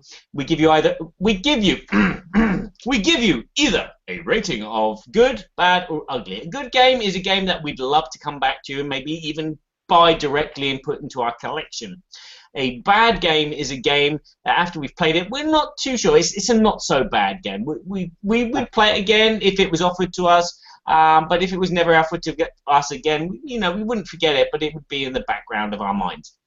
Yeah. And of course, an ugly game is a game that after we play it, we wish that they didn't even bother putting it on Kickstarter. Oh, Kickstarter. Well, we must go. What a great segue to our memes, Barry. Good. Good. We have Kirk and Spock. Very good. Oh. Yes. Scotty, when will the Kickstarter be here? Oh, dearie me. I've forgotten how to do Scotty. When will you respond to your guest host? Excuse me. I've got a frog in my throat. Well, Captain, games aren't built in a day, but if you say it'll be ready in 4 months, who am I to dispute? The good. That was the good. All right, then let's go to the not so bad. Oh, we have Scotty, all on his own, talking into a communicator. The not so bad is Scotty saying this. Like I said, Captain, your Kickstarter will arrive when it arrives. I'm not a miracle worker. In a pig's eye. In a pig's eye? In a pig's eye. In a pig's eye. I don't know what that is. I'm a Trekkie and I don't even know that reference. Oh, you don't remember when he said that? Oh, all you Trekkies, let Barry know. Go to the guild, BGG Guild 2248, and tell Barry where Scotty said in a pig's eye. But look, I'm a podcaster, not a farmer, Jim. And our ugly is a picture of a very young Scotty screaming by the look of it. He's awesome. Oh, you threw me there. Hey, how am I going to keep my reputation as a miracle worker if the Kickstarter keeps getting delayed? Huh? Oi! I hope Jodie's not taking offense by this. Sorry, Jodie, if you're listening to the podcast, mate, it looks like you've dropped off of line, but... No, he'll be back. He loves us. He loves us. We go way back. Oh, yeah. We go way back to reading Rainbow Times, so... Okay, so do you want me to kick off? Because I did a quick survey at the beginning of the show with our viewers at the beginning. Should I review Ticket to Ride, United Kingdom, or should I review Scythe? The results are in. And? It's 2 apiece. It's 2 both, huh? So I'm going to go with the hype, and I'm going to talk about Scythe. Okay. Scythe is a recent game which has come out on Kickstarter. Here you go, another link here. In which 1 to 5 players will be taking on a faction from a kind of, I don't know, slightly modified country. So they're all like Russia, Poland, and other, but they've been tweaked slightly, so they aren't actually them. And you have this area of land, and you all come in from different points of this map. And there's a factory in the middle which has technology. And you are sending out workers, you are building mechs, and you are just expanding your domain. You can have a little fight with the other players if you wish to. And it's just basically a points game. You will end the game if you manage to fulfill requirements. So if you're a player and you built all of your mechs, you will give one of your stars over. And if you are someone that's built all your buildings, you will give one of your stars over. If you recruited all your workers, and so on and so forth. If you get the most reputation, so on and so forth. And once the trigger has been triggered, you've gotten rid of your 6 stars by filling the quota of things. The game ends, and then you count how much money you have, and the player with the most money, and money is made by either owning territories and other things as well. There's a multiplier involved with your popularity. The player with the most money is the winner. And that's Scythe in a kind of 1 minute, 20-second bubble. Yep. Well, first impression, I just have to say, and I have to say that it's good. Okay. Because I think you like Euros. I think you like great production. I think you absolutely adore Jamie Stegmaier and everything he does, from Euphoria to Viticulture. So I say good. Okay. Does Hal know us as well as we know each other? What would Hal say? Oh, Gil, pardon. Yeah, oh. Hal. I like Hal. Hal's not bad. What do you think you're doing, Dave? I'm pushing keys and it's not working. That's awesome. So on the show today we have Hal Gover. So sorry, remind me. What am I answering? His first impression can be rated good, not so bad, or ugly. Okay. So I'm trying to guess what his impression is? Yeah, you can guess one of those 3. Okay, I'm going to say that both of your impressions are good. Okay. All right, Barry? My answer is that it is good. Woo! Well done, chaps. Yes, well, I had a good time playing this game, even though it was kind of like a tester with my daughter. I got it out. I was going to play solo because it does come with a solo instruction manual, and my daughter came down and she saw the minis and she said, "Can I play?" Mm-hmm. And so I had to explain all the rules and help her out with her moving. But I had fun. It was a nice kind of engine building game. It's very much like Viticulture. It starts very, very slowly because you're choosing your actions one by one. And then you're just building this engine, and then it gets to a point where your engine starts running by itself and starts running faster, and everyone else's engines are doing the same. And then before you know it, the game's over, and you're like, I want some more. Please give me some more. So, yes, that's why I'm rating it good. It's a nice engine building game. It looks nice. I'm not too keen on the color palette, but it ties in with the theme. But it is a fun game. Have you guys played this? Oh, yeah. As I mentioned before, that's going to be the game that I'm most looking forward to getting at Gen Con. I love the engine building. I love the tense choices. I love the restriction that once you do an action, you can't do it consecutively. But I also love the asymmetric player powers where one faction can select the same thing twice in a row. So there's a ton of replayability. The one thing that I would change, and this is a very easy change to make because it's just a rule change, is that listen up. Gil Hova has some advice. Here we go. This is what I do. I've been doing this a lot. I've been suggesting variants for a lot of recent games just because I can't turn my developer brain off. I mean, it just goes. So what I would do, the way I would do this, is the first player to put their 6th star on there gets $5, and then everybody else gets 1 turn. The reason I say this is because for me especially, and I think for a lot of other people, the appeal of this game is planning. The appeal of this game is I'm going to take this turn to set up next turn. And when you're playing the game, 3/4 of the game is like that. Then the last quarter of the game, it becomes a tactical game. It's, okay, I'm going to do as much as I can this turn, and then I'm not going to care about next turn because I don't get another turn. And that's a little bit of sourness in the whole, I think, core appeal of the game is, I'm going to have an even better turn next turn. I think that's the whole fun of the game. And I think if you have a trigger rule rather than the game immediately ends, I see what he's going for with immediately ends because, there's some really good stakes there. There's a lot of drama. There's a lot of interest. And I think in a lot of other games it would work great. But in a game where planning is so important and your next turn is so important, I think you need to give everybody one more turn when the game is triggered. But the fact that the player who triggered the end of the game gets the $5, there's still a really big incentive to end the game.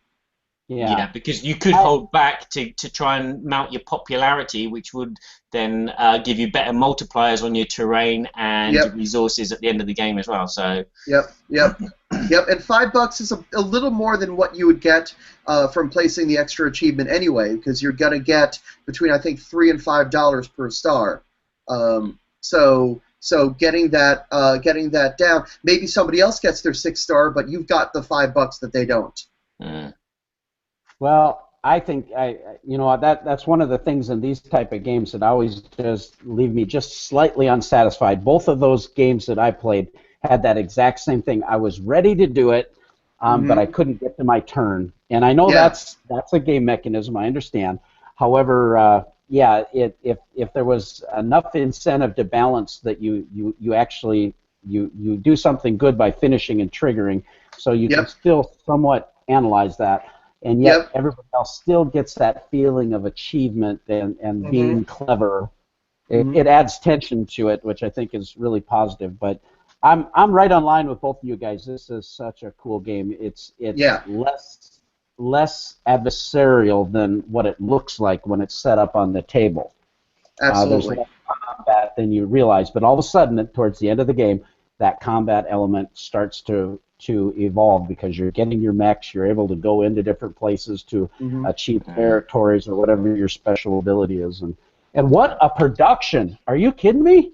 Yeah. Ridiculously good. I mean, that's Jamie's bread and butter is just games that look amazing and I mean they play really, really well. They're very good playing games, but they look so good too. Yeah, when I got mine, I thought, has he sent me the wrong copy? This looks like the collector's edition. I'm thinking he sent me the wrong one. So I opened it up, I checked everything off, and I looked online, and I was like, no, this is the basic Scythe standard kit. And I was like, no. Yeah, it's still absolutely amazing. It's still really, really incredible. Yeah. Well, I bought 2 copies of the game, but I bought the collector's edition, but I also bought the standard edition that had, because I have all the extra treasure tokens that Steinmeier does on the treasure chest.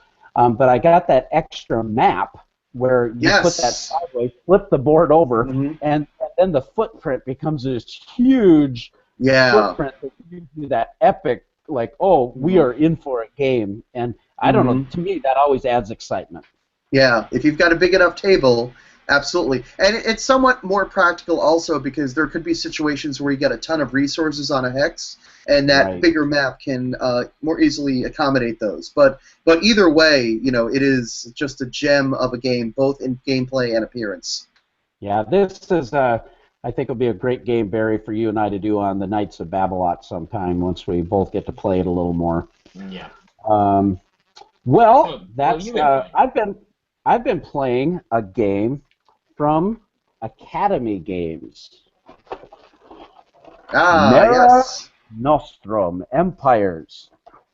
Mare Nostrum is a historical game that also has a large footprint, especially if you get the big map, and basically has some unique mechanisms where there's a trading phase and you're trading different resource tokens. There's also a military aspect of the game, which does make the game very strategic and tactical. With that, I'll just kind of go in. There's different player abilities for each faction as well. So you have a little bit of that asymmetry in the player abilities. Asymmetries? Yeah. We'll go with it. Can I buy a vowel? You can buy a boat. So, with that, what do you think my first impressions of Mare Nostrum, Empires from Academy Games? I'm going to guess, is it me or is it Berkey that, I'm sorry, Badger, sorry. I can go first. I'm Berkey, he's Badger. Yeah, that's right. I mixed up my B's.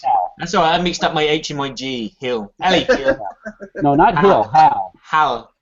I'm going to guess, Dave, that that it's good is going to be my guess. Good. Okay. Boy, he doesn't know me very well, does he? Dave. I can tell by the way that you talk that you really enjoy this game so much. And that it is not possible for you to bluff Can we that play well. I'm going to say you think it's not bad. I think you played it against Josiah. Josiah loved it, where you think it's not so bad. Well, you guys are correct. It's good. Yeah. How can I be correct? Ah. It's definitely good. Mare Nostrum. I just have incredible respect for Academy Games. Uwe Eichert, they just do fantastic historical games. 1775 is probably one of my favorite games. Freedom of the Underground Railroad. I haven't played 1812, but I'd like to play that one. But I just have a great respect for how they incorporate history, learning into their games. The narrative is always immersive. The production of this game is amazing. All of the different little buildings from the Kickstarter. I actually, after playing it the first time, called in. I didn't get my large map at the same time, and the large map was going to be coming. I notified them, and it just didn't get included with my shipment. And at that time, after I had played the base game, with the regular board, I ended up getting these resource chips. Ooh. And they are the coolest, heavy honking things you've ever seen. Off the hook. Off the hook! It's off the hook. This game is so fun. This trading mechanism and managing of resources and what you're doing okay, well, that guy's got those resources, but they're unique resources because you're basically doing set collection, and I need to get 6 of these, and I need to get 12 of these or 12 coins so that I can build the pyramid, or that I can hire this hero and get my 5 heroes first. Every time we've played it with our game group, and this is the truth, this is crazy, we got Scythe. Everybody's excited to play Scythe, all 5 of us. These are engineers and great gamers, and they love Scythe. They love Mare Nostrum. Every time we're playing it, there's this, we're like, okay, which one are we going to play? Because we want to keep playing it. And we've had that struggle going back and forth. Are we going to play Mare Nostrum or are we going to play Scythe? So that tells you something. Mm-hmm.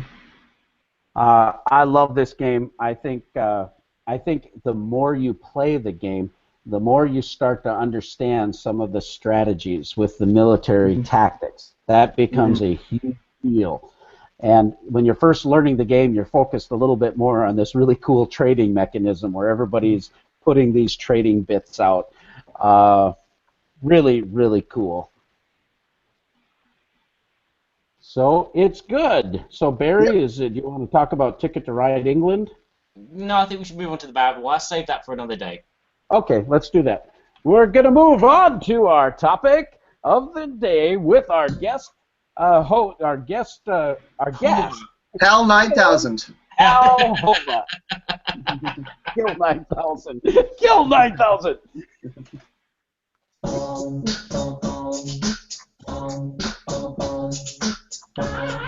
look at me. Oh, good. We've done that. Ah, sorry. Oh. Yeah, I was going to say that sounded familiar. Barry, are you on drugs? It's time for the Babble, Babble, Babble, Oh, Babble, dear me. Babble, Babble, Babble, Babble, Berkey and Badger's Board Game Babble. It's because I changed the programming. That's what it is. It's beautiful. It's beautiful. You'll fix it all because you're a master at editing. Well, you all know that. Barry, why don't you just lead us into our topic? How do they do that? Special guest Gil Hova. Okay. Well, we all know. Have you adjusted this? Well, yeah. No. Sorry. No, I just added and changed words around so they don't make sense. Take two. Yeah, That's good. You put arrive with one R. Well, we all know how to play games, and we all know where to buy our games, and we all know where to go to find out about games. But do we know the other stuff that goes on before that game gets in the shop and then ends up into your collection? What we're going to do is we're going to chat with an insider. Yeah, we're talking about HAL 1000 there. We're going to ask you some questions about what happens behind the scenes in a board game company, and try and get their perspective, especially with the recent buyout of Asmodee. You know, is that a really scary thing being bought out, or is it nothing to be worried about? David, there's nothing to be worried about. Okay. We want to play a game. Different movie. Switching things up now. Yeah. Computer. Am I Whopper now? Oh, the big Whopper. I'd piss on a spark plug if I thought it could do any good. All right, well, so shall we? That was the general from War Games. Okay, yeah, that's the Dabney Coleman character, right? No, that was the general. Oh, okay. Gabby Coleman was the analysis guy. It has been like 30 years since I've seen that movie, so my recollection isn't all that good. I was going to tip my whiskey into the computer and say, you cheating banana. Okay, so a couple questions for you, Gil. Yeah, sure. Thoughts here. First thing is, as a game publisher, do you play prototypes? And if so, are you looking at prototypes from aspiring designers or established designers? And when you do that, are you looking at the theme, the complexity of the game mechanics? Is there a market? How do you do that in what you're looking for a Formal Ferret? So what I've realized with Formal Ferret is 100% me. Recently I was going to co-publish a game called Peak Oil, and I've been so busy with the networks I just don't have time for other people's games. You know, a lot of it is passion too. Like, I'm very passionate about my games, and it's unfair to other people for me to just not have that same kind of passion for their games. So I know Jamie Stegmaier's a similar way. You know, the only game that his company published that is not his is Between Two Cities, and it took that long because they needed to find a game that he was as passionate about as one of his own games, and that is a very good game. So for me, you know, between time and passion, I do not look at prototypes to consider for publication. That said, I do play a great deal of prototypes because I do a lot of playtesting, and generally playtesting is quid pro quo. Like, you play my prototype, I'll play your prototype. And I find that's really good because that keeps me sharp. It keeps me sharp as a designer because I see things that aren't working right, and we, brainstorms what the root cause could be and possibly even ways to fix it. Yeah. Yeah. Could you, while we're just on this topic about passion of your own game, because we haven't given you an opportunity yet to talk about it, but I know Networks is going to be releasing at Gen Con. I think you had some copies available at Origins, and we're actually, Barry and I are going to be doing a full Knights of Babble segment where we really go through this game. But could you tell us a little bit about the Networks? Yeah, absolutely. So you are a TV network executive. You start the game with a little bit of cash and 3 terrible TV shows, and you're trying to get the most viewers over the course of 5 seasons. To do this, you have to develop shows. You have to sign stars, which you'll put on shows, and stars, like shows, cost you money, but stars, like shows, will get you viewers. You can also put ads on shows, and ads will give you money, but will not always give you viewers. So there's the dance of all those elements. You need money to develop shows and sign stars, but ultimately you want the most viewers over 5 seasons. What makes it tricky is that your shows and stars are all going to age. So from season to season, they're going to get you different values, and by their 4th season, they're going to jump the shark and not be very good. So you're constantly eyeballing new shows and evaluating, should I get a new show? Some playtesters have called this game an engine builder, where your engine is always breaking down. And it actually works really, really well for the game. Yeah. This is where I'm going to butt in here. Yep. Berkey, I don't know if you remember, last year in May, we did a live chat with Chaz Marler and Craig Stewart, and we were discussing themes for games that we'd like to see. And Yes. one of the ones that I said was, responsible, an executive responsible for a TV channel, trying to get the best shows, trying to get the biggest audience. And it was surprising that at Essen there were 3 games that come out with the same theme.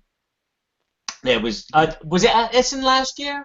I think so, because Primetime was out. I think Yep. you're also thinking of The Producers, which is more That's film. the third one. Yeah. That's what I think of. That's more film than TV, but yeah, that had a similar theme. And I was demoing the networks at Essen as well. Okay, I did get round to play Primetime at Essen, but I didn't get to play Networks. That was on my list, but as I said, I'm a free spirit. I just follow the wave. Yep.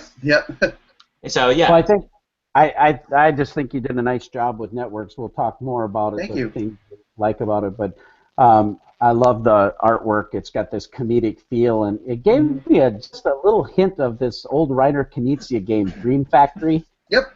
Traumfabrik. Yep. Yeah, with these characters, and when we play it, we kind of jump into some of those roles automatically with our family. Yeah, so absolutely. That's going to be really fun to talk about that game. I think you did a really nice job. Thank you. Gil, at what point do you do a cut-off and say, right, this has been play-tested enough, it's time to move to the next step? Man, that is such a hard question to answer. That's really tough. I love Ignacie's answer to this. Someone asked him, how do you know your prototype is done? And he said, the answer is very simple, your prototype is never done. It's never done. So for him, you just have to call it. And yeah, he and I are similar in that we're both tweakers. We're always going to find something new to change. But I generally find when people are offering to buy the prototype, like right off the table, right there, like I don't want they want to go in with a prototype instead of me. That's sort of the sign. That's about when it's getting close. When people are no longer giving feedback, or the only feedback they can think of is graphic design feedback. And when they ask, when they start saying things like, I want to buy this, when is it going to be available? Can you add me? Like when they ask me to add them to their mailing list, I don't even say, do you want to be on my mailing list? They're like, I want you to add me to your mailing list so I know when this comes out. Active declarations. If people say, this game's good, I like it, it's okay, that's not enough. Because there's going to be 1,000 games coming out at Essen this year. It's okay, I like it, it's not enough. It needs to blow people away. People need to love the game, So it's hard. It's a really hard line to hit. Yeah, it's the same with any art, is having that cut-off point and saying, right, yeah, it's done, it's finished, I'm going to pass my baby on so everyone can have it. Yeah, very hard. Absolutely.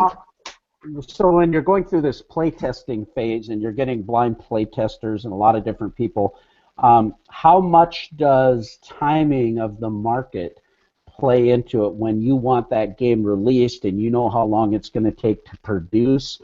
Is that a key factor in when you're ready to release it? I mean, the ultimate schedule is when the game is ready. I mean, I don't want to release the game before it's ready. That said, as things start to zip themselves up, I usually have an idea of, like, for example, with Prolix Redux, I have a sense now that I think the last change I made to the game is the last rule change I need to make. I'm still testing to make sure. This is the most frustrating thing about testing games. You know what the absolute best, most ironclad way to test a game is? Is you print 3,000 copies of the game and you ship them all around the world.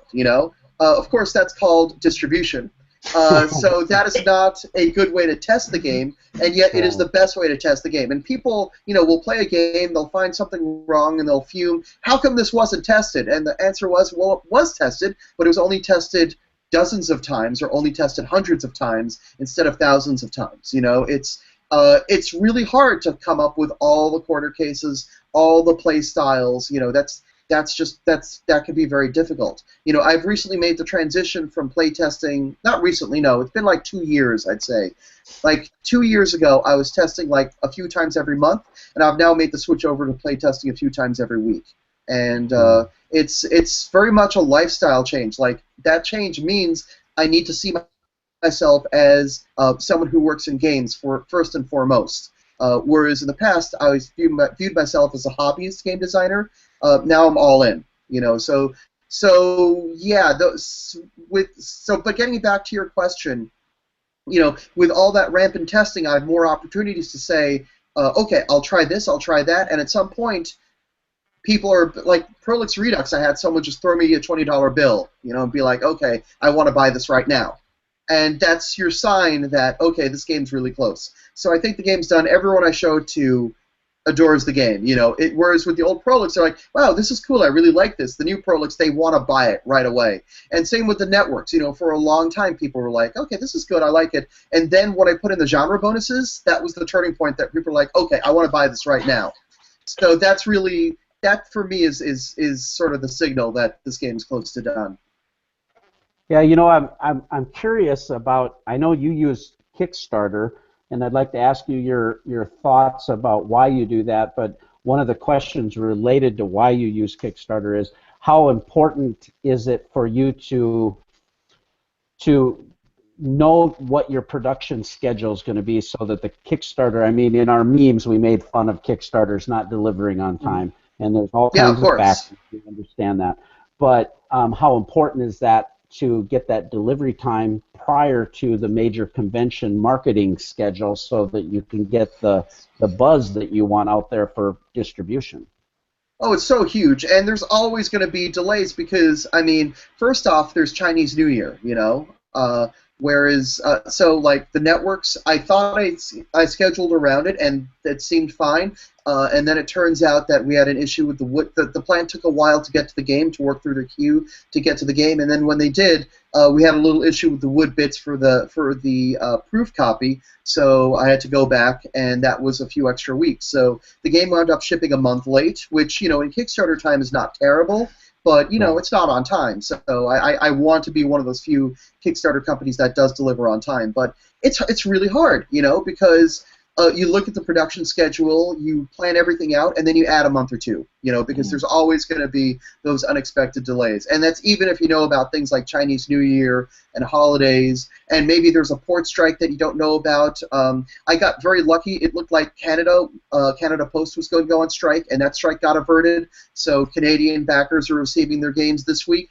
But if had things gone another way, they wouldn't be getting their game for at least another month, you know. So there's so much that's out of your control as a publisher that at a certain point you can say, okay, this is an estimate, this is the best I can do. And yeah, for me, if I can get my game ready before Gen Con, that's ideal. And I found I had an opportunity to have my game ready before Origins, like for Origins. The only catch was I had to spend over $3,000 to fly all the games in. Wow. Which turned out to be the right choice because I got so much buzz from Origins that I made the money back. So, yeah. But that's not always going to work that way. You know, the game could have easily just been skipped over. You know, it's a really hard choice to make. I shipped in a lot of copies of the games because there was so much buzz about the game that I wanted to make sure there were plenty of copies, and sure enough, that was justified. So you get clues, but you know, I mean, if you can have your game ready for convention season, that's ideal. The other thing is if you can have your game ready for Christmas, so you're delivering by Christmas, that's also good. You know, and those are really the two dates that you generally want to hit. But that requires an insane amount of planning. Yeah. And how easy is it to do marketing for a game? How easy is it to get the word out there about your game and how good it is? Oh, it's so hard. I mean, I'm lucky in that I've got, well, I don't want to say lucky. I've worked at this a long time, you know, so I've built a good social network. I won't say a big social network because compared to other people in the business, and they don't have this. It's funny how luck happens, though, for those that work hard. Well, yes, but that said, luck doesn't happen for some people who work hard also. I mean, if the only thing was working hard, then we'd all be successful, But the truth is, sometimes luck, hard work puts you in a position where luck can become a factor. That's really what it comes down to. And I know a ton of designers who worked their tails off and their games just never took off, and that's just a realistic part of the business. So. What can you do? You can work as hard as you can and get. But yeah, for the networks, I sent the game to about 20 reviewers, and out of the 20 reviewers, I'd say 3 of them were very influential in getting the game. That's where I'd say most of my backers came from. Were from 3 reviewers. So but you never know. You can never tell who the 3 reviewers will be before you send the game out. So you just have to send it out, get out in as many channels as possible. And when you're a new designer with no social network to speak of, starting from zero, it's really hard. The best you can do is just grind at it. This is not something that you're going to get overnight. For me, when I started Formal Ferret, I had about 1,200 Twitter followers because I had been tweeting about game design and my games for several years at that point. So I had inadvertently built myself a following, but that's because I put the time and the work into doing so. And I'd been playtesting other people's games for about 12 years at that point, so it was really a big part of it. When you say you put time and work into twittering, sorry, I just find it funny that someone writes something with 120 letters. It's a lot of time and work. Yeah, I know. It sounds funny. I mean, it really does. But the fact is, sometimes it does. You have to adjust your lifestyle to make room for it, Yeah, I understand what you're saying. It's just I just found it funny. It does come off as funny. Yeah, it totally comes off as funny. 10 seconds, I've worked hard. Yeah. My thumbs hurt. Wow, that was really hard. That was 135 characters right there. No, but to do social media, I mean, especially with so many formats, you got Facebook, you've got Instagram, YouTube, you have your Twitter, and people that Reddit, and all these your forums. It takes replying to people and connecting with people.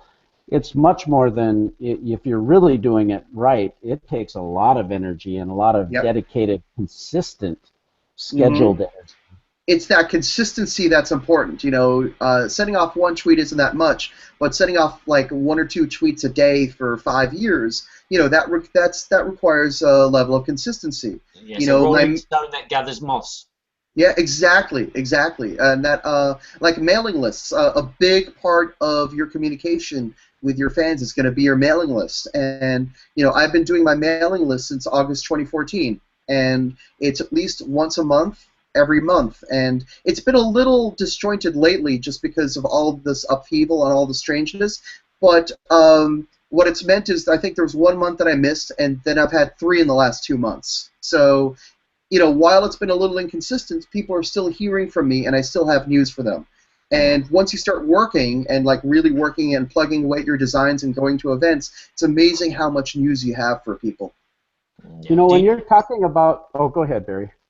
Do you go to lots of events? Have you built up you built your ball up by going to events as well as tweeting, or is it just mainly your internet side which has generated Yeah, I try to go to as many events as I can. I mean, obviously the big conventions, I feel like I need to be there. Gen Con, Origins, BGG Con, those of Essen. At this point, Essen is part of my workload. Then there's the cons that I really want to be a part of. I did UK Games Expo for the first time this year, and that was an amazing convention. That was really good. I would have done Geekway to the West, except that at that point I had no games to sell. I had just sold out of Bad Medicine, and I didn't have my copies of the networks in yet. So having a booth there would have just been a big loss of money for me, and I can't afford that. I mean, it's not just the hotel and the badge I'm paying for, it's the booth space as well, and that's not cheap. So I had to skip Geekway this year. I should not have to skip Geekway next year, and hopefully I will be able to make it. And next year I want to start making it to some industry-only events. I'm lucky in that Toy Fair is a subway right away from me, So Toy Fair is relatively easy for me to attend. But I would like to attend GTS next year, so we'll see what happens. That's Gamma Trade Show. Yeah. The Gamma Trade in Las Yeah, Vegas. I think they're moving it for next year out of Las Vegas. But for people who don't know, it's an industry-only convention run by Gamma, which is the same organization that runs Origins. But this event is only for publishers, distributors, and retailers. So publishers still have a booth, but now they're selling by the case, and they're not selling they're generally, as I understand it, they're usually not selling cases right out of the booth. Instead, they're taking down addresses and shipping out of their warehouse, So it's a different vibe, but the idea is they want the game stores to know about the games. With talking about retailers, it kind of segues nicely into a question like to have your insights on. When you're determining price point for your game, obviously you've designed a game, you're thinking about components, but I'm assuming you're also thinking about marketability. What price point do I need to be at where this can hit mass appeal? Does it warrant a high price or not? What determinations do you have to go into that? Yeah, there's nothing written in stone. There's the rule of thumb, the old rule of thumb that you want your MSRP to be 5 times your landing cost. That's your unit cost plus the cost to get to your warehouse. And for your first game, since you're paying for artwork as well, you kind of want that to be more like 7 or 8 times if possible. So that's one consideration. But the problem is if you're working on like a 10-minute party game, and it costs you $12 a copy, so now you've got to sell your 10-minute party game for $60. Obviously, that's not going to work. So there's another factor, which is what the market can bear. So it's those two are the primary factors. Now, of course, the thing that drops your unit cost is the size of your print run. So maybe that party game you can get down to like $4 a unit, so you can sell it for $20. If you print 5,000 copies. So then comes the question, can you sell 5,000 copies of this?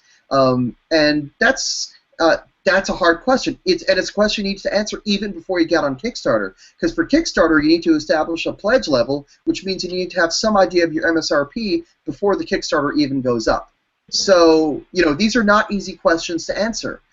So for your first game, remember I mentioned starting small. This is one of the reasons why you want to start small, because if you screw up, you want to screw up with something small so your damage is limited. That's one of the reasons my first project was not the networks. My first project was Bad Medicine, a party game, because I wanted to start with a project with a smaller scope. And the funny thing was we hit so many stretch goals that it wound up being a pretty big game anyway. It was over 200 cards and 4 punch boards. So that was not a small game. It wasn't a huge game, but it wasn't small, so that was kind of a funny part of it.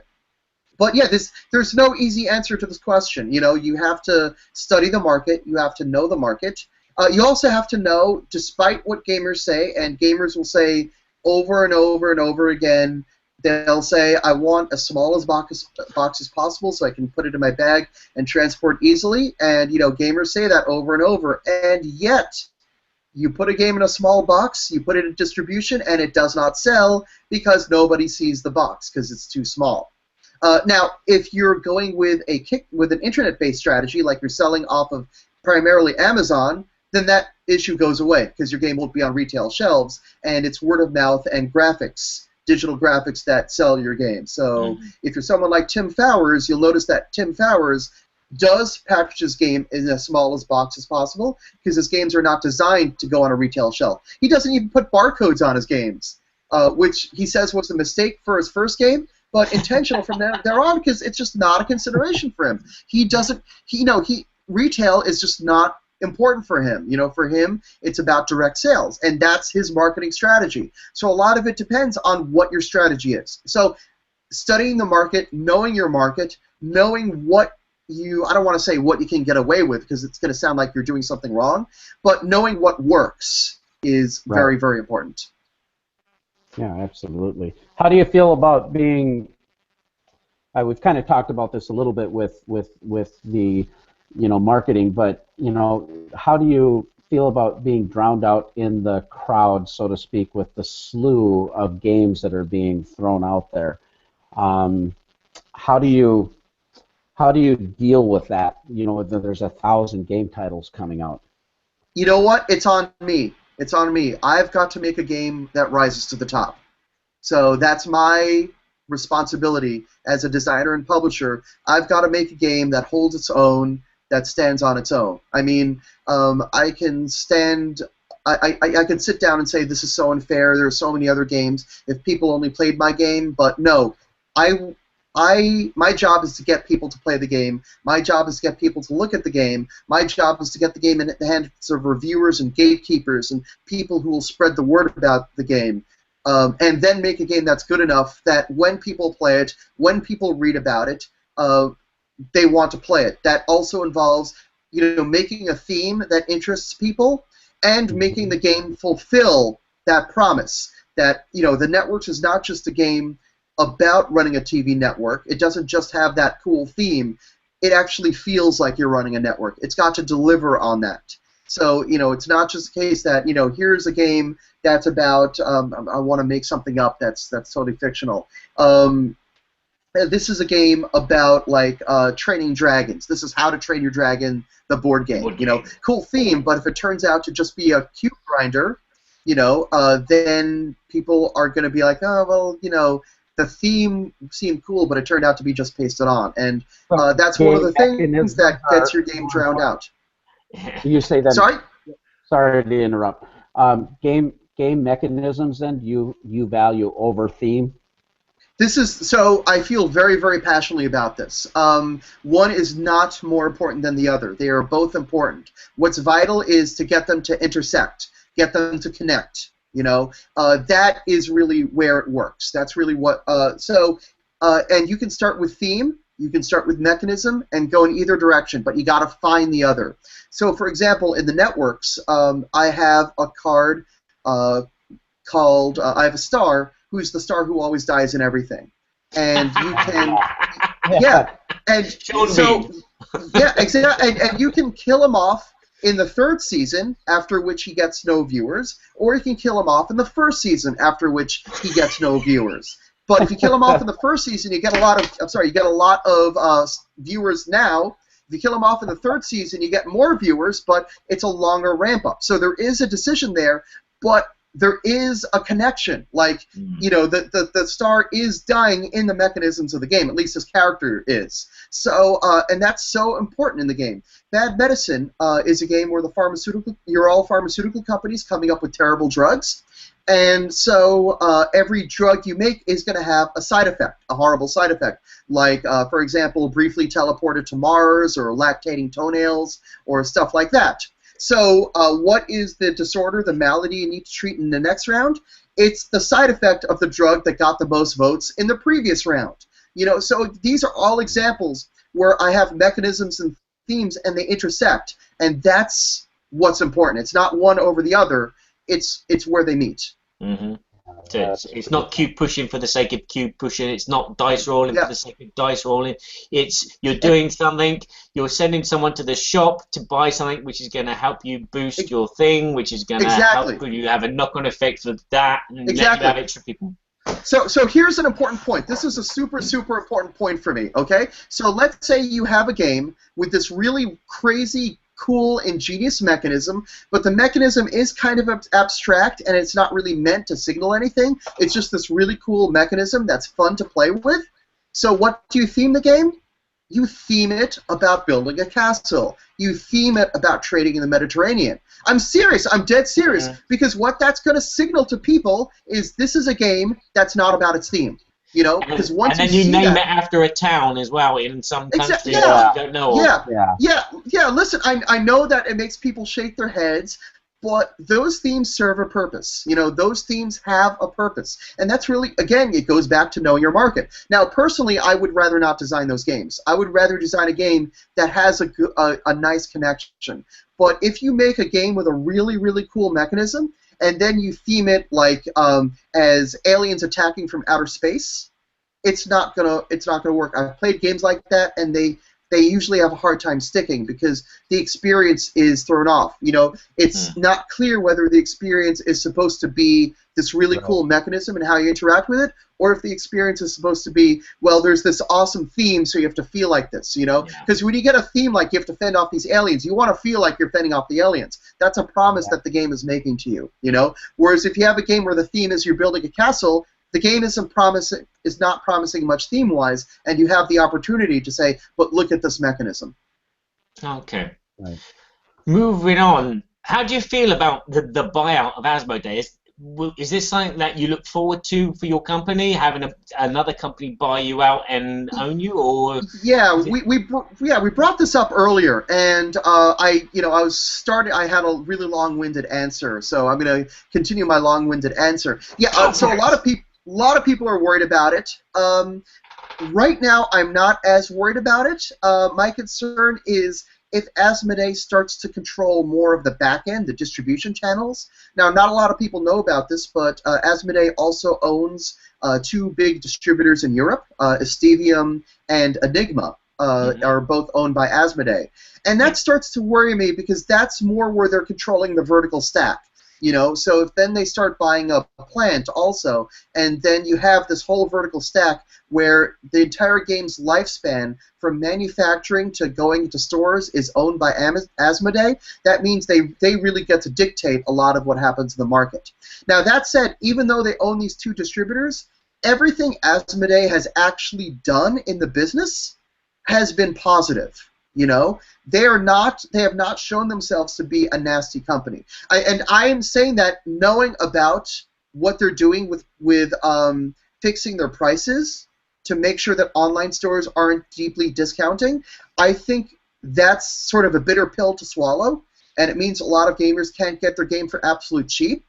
But long term, this is good because game stores are so important to the scene and to make sure that people actually play the games. If we have a model where we get all our games online and then we occasionally go to a convention to actually play the games and encounter new games, that's a much less sustainable model. You know, there's a lot it just doesn't scale as well. You know, you can get like 60,000, 70,000 people at Gen Con or Essen, and that's it. You can get a lot more people into game stores all around the world. So that's why I think. You know, what Asmodee is doing is they are looking at long-term health of the entire business, and they're lifting other people, including me. Now, I know one of the things you want to know. You know, what if Asmodee approaches me? They're like, "Oh, we love the networks, and we want to be part of our thing." Well, for me, as I said before, this Formal Ferret is me. You know, and this is my outlet for releasing my games. If I did a deal with another company, if another company wanted to buy me out, I would need what a film director calls final cut. You know, I would need final editorial say over the appearance and play of the game. And if that means now, if they want to give suggestions, that's fine. They can be part of the process, but I've got to be the last one to say yes or no. And that is unacceptable to a lot of buying companies, which is fine because I'm not actively shopping Formal Ferret for sale. But of course, that's going to be a big obstacle for a company like Asmodee, who will want final say, because I think that's part of the reason why you buy a company is you want some sort of you want a bit of the pie, like you want a bit of the product line, like you know, Asmodee buying FTZ. They want a lot of things, but they want Pandemic Legacy. You know, they want other parts of it. That's why Philosophia bought Z-Man. You know, they wanted the Pandemic name. At least that's what you know, they wanted a lot lot of Z-Man had, but Pandemic was a big jewel. But what that also means, Philosophia as well. So Asmodee bought Philosophia. You know, the bigger fish swallowed the medium-sized fish. But a lot of that was because Asmodee can now start releasing other kinds of Pandemic in other areas of the world, and they don't need to go to, you know, Leacock and Davio to get their approval. You know, they say okay, or they don't need to go to Philosophia. They don't need to go to Z-Man. I know Zev's long since gone from the Z-Man scene, which is unfortunate. But you know, this is now Asmodee's call about assuming that the purchase goes through, which I'd imagine that it would. that they can start releasing a children's version of Pandemic. You know, they can start releasing a version of Pandemic that's exclusive to Target. You know, these are all things that they can do that are in their control. You know, and you know, that's not necessarily all bad because they can also exploit their infrastructure. You know, they can exploit Enigma, and they can exploit Stevium, yeah, I was always blanking on their name, and they can start using their internal assets and their vertical stack to make sure their game gets the recognition that they feel that it needs. But that said, you know, if I sell the networks and then I turn around and I see, you know, the network's zombie edition, you know, where your network is being invaded by zombies and you got to fend off a zombie invasion, I wouldn't feel very good about that, you know, because that wasn't my vision for the networks. Right. Yeah. Well, but go ahead. I was going to say that, you know, for me, the Asmodee thing is a good thing because they have the resources. They have, you know, that they've been doing this since 1986, I think, if my memory serves me right. And then in 2013, they became the biggest toy seller. They outsold more stuff than Hasbro, and they've been doing things right. They've got about 30 different companies under their name. A lot of them are French companies, obviously, and they don't seem to have been putting a foot wrong. In my opinion, here as well. They run these events. They give out bonuses and stuff to stores, so people come to the stores to play the games. They do these big announcements. They do these big events, and you know, I can't see a problem. Yeah. Now, as long as they remain benevolent, I agree. But you know, there's a lot of people who are worried that they're not guaranteed to remain benevolent, and I have to admit that is a concern. You talked about them not playing mean, so to speak. But I was just listening to an interview with Dukes of Dice and Maggie Bot. Maggie Contrell was on the show, and they was talking about, because she's a retail buyer for a retail store. For Card Kingdoms, Yeah, and the discussion was that because Asmodee took out this channel for these local retailers to basically cull or get rid of their excess inventory by selling some of those things online, it significantly hampers their cash flow situation because they have to buy a large block of games. If they don't sell right, now they have no outlet. They don't have a way to call it out. And this, for the small retailers that were using that method, is really hurting them. And it seems that there's no flexibility with the exception of a few of the larger retailers.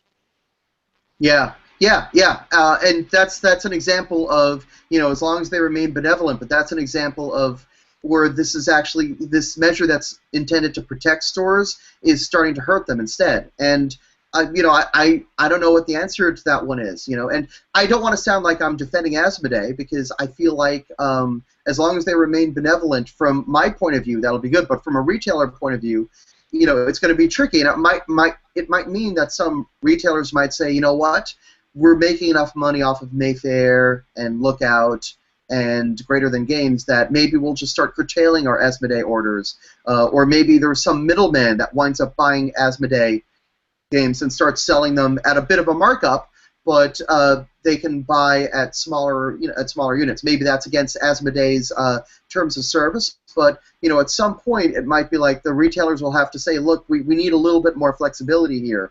And this is something where it's going to have to be tricky because the hammer for the retailers is we just can't afford Asmodee anymore. And I don't think that's a situation that Asmodee wants. And if enough retailers disrupt Asmodee like that, they're going to realize they'll need to make a change. But the problem is the word disrupt there, you know, that's going to hurt a lot of retailers as well. I don't know what the right answer is, but I do agree with Asmodee's basic principle that just conventions and online deep discounters is not healthy for the long-term growth of the industry, because I don't think that model is going to scale, and it's going to be much more sensitive to, you know, if the hobby ever cools off or hits a ceiling, then we'll find ourselves in a bubble, and I think a healthy game store scene will help prevent that. Yeah, and Fantasy Flight, Asmodee, they've done such a great job with organized play and getting that community involvement. So that's the big positive from it. But likewise, if they make it harder for retailers to stay in business, there's no place then for organized play. So they have to be sensitive, I think, in that regard. And it doesn't seem like they are. It seems like they're kind of inflexible. And this is what we're doing, and this is the way it is. If you don't like it, too bad. Mm-hmm. Okay, I have one final question for our guest, Gil. Yes. Okay, do you have a shelf of shame? If so, how many games are on it? It's actually not terrible.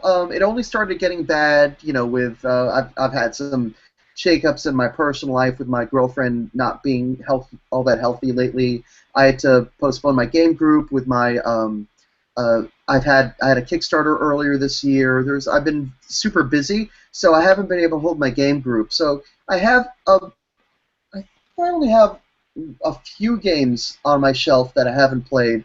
The biggest one is Salvation Road, but that's got a solo mode, so I'll probably tackle that at one point. That's the newest Van Ryder cooperative game. I'm very curious to try that one because it seems really cool. And I just got New Bedford from Dice Hate Me / Greater Than Games. Yep, so I'm very excited to try that one as well. But other than that, yeah, I don't have a lot. I don't really have a lot on my... It's just a table. I have like a TV table with a bunch of games stacked on it. But most of those games I've at least got one play out of. Oh, I wish I only had a table. Oh, yeah. Yeah. I don't buy a lot of games these days, so I think that helps also. I try to play as much as I can, but I'm at the point now where if every game that goes in, a game has to come out. That's one aspect of living in a New York City area apartment is you just don't have a lot of rooms for games. Yeah. Hey, Gil, this has just been so fantastic, you being on the show. We're honored to have you here. And well, thank you. It's been a blast. Thank you. Yeah, you bet. Hey, if you have just one final thought for everybody that's maybe starting a Kickstarter or wanting to be a publisher, you have a quick thought, and then likewise, could tell us where people can find you and if they have questions or want to engage you. Let's see. Quick thought. There's just so much to it. Be prepared to fail. Fail small, fail fast. So start with a small company, and that's the biggest things off. And definitely, once you're a publisher, I think you really need to be part of the convention scene. Well, you don't need to be. There are some, like Stonemaier somehow got away with being a very successful publisher, and they don't have a lot of involvement in the convention scene, which is incredible. There aren't a lot of publishers who can do that, No. So definitely do that, and realize that once you're self-publishing, you're starting a business. You have a monster in the basement, and the monster needs to be fed in cash. So are you sure you want to do this? And if the answer is yes, just be sure that this monster is going to take most of your time and attention. Okay, so where you can find me, I keep on swearing that I'm going to start blogging again. I've been writing blog posts lately, but they've just been like, this is where I'm going to be at Gen Con, this is my newest Kickstarter project, that sort of thing. But you can find me at gil.hova.net is my web address. You can find me on both Twitter and Instagram at Gil Hova. And yeah, those are really my primary social media outlets to the public. Okay. Hey, Gil, you'll never guess who I'm chatting to. He's just said that you're a very cool guy and he likes you a lot. It's Mr. Elad Goldstein. Elad is a great guy. Really great guy. Our circumstances of meeting were very strange, but I'm very, very grateful to have met him. He's a great guy. Okay. Hi, Elad. Shalom. Oh, there's a story. Very small world. Very small world. Yeah. Oh, wow. Thank you very much, Elad. I'm getting names right and left. Right, rewind. Edit that out. Well, you meant Hal. Hal. Hal Gover. Yes, Gil Hova, thank you for joining us on the podcast. Thanks so much. You've opened the eyes a bit to some of us, and obviously, hopefully, some of the guys who have been listening and hopefully they got some questions. It'd be nice to have some questions, and maybe we'll get Gil back on the show with his next new game, whatever that is. Prolix Redux. There you go. Yep. Awesome. I should really take notes. It's not a Euro. It's not a Kickstarter. It's not Asmodee. It's not. Yeah. Anyway. That's awesome. I'm looking forward to seeing you again at Gen Con, Gil. I'll stop by the booth and say hi. And likewise, if you guys are going to be at Gen Con. Yep. Go 3058. Booth 3058 at Gen Con. Formal Ferret Games, 3058 booth at Gen Con. Stop by, check out the networks, check out Gil. That sounded good. Check me out, everyone. Hey, he's bad medicine, he is. Hey, it's been so fun. We are so grateful for you guys listening to us and putting up. I know this was kind of a long show, but such great information and just so fun to have a guest of Gil's quality here. If you'd like to hear us more, you can go to BoardGameTheater.com and see all of our past episodes, as well as Board Games Everybody Should. .com. You can reach us at Facebook at Berkey and Badger, or on Twitter, T Balance O Power is Berries, and mine is Kimpek, Kimpek, and our BGG Guild is guild number 2248. If there's any thoughts you have about the Asmodee merger, about questions you have for Gil or new publishers, or your thoughts about the games that we discussed, we would love to have interaction with you. Please do that. And you can also, just in a few days, you're going to hear our pro audio edit of this podcast, which is much better than this live Google Hangout. But this is a way for you to interact with us. But it's a much more refined. Barry does a fantastic job with the edit. You can hear us on iTunes, Stitcher Radio, where you get your podcast. Love for you to join. Give us some feedback, and if you'd be so kind to give us a review to help us get our name out, that would just be a real blessing too. So again, Gil, thank you so much. Barry, my pleasure. Thank you. Yeah, thanks very much for watching, chaps and chabettes, and we will catch you next time. We will catch you. I will find the track. I think the speakers are switched off. Yeah, we'll see if it's the right one.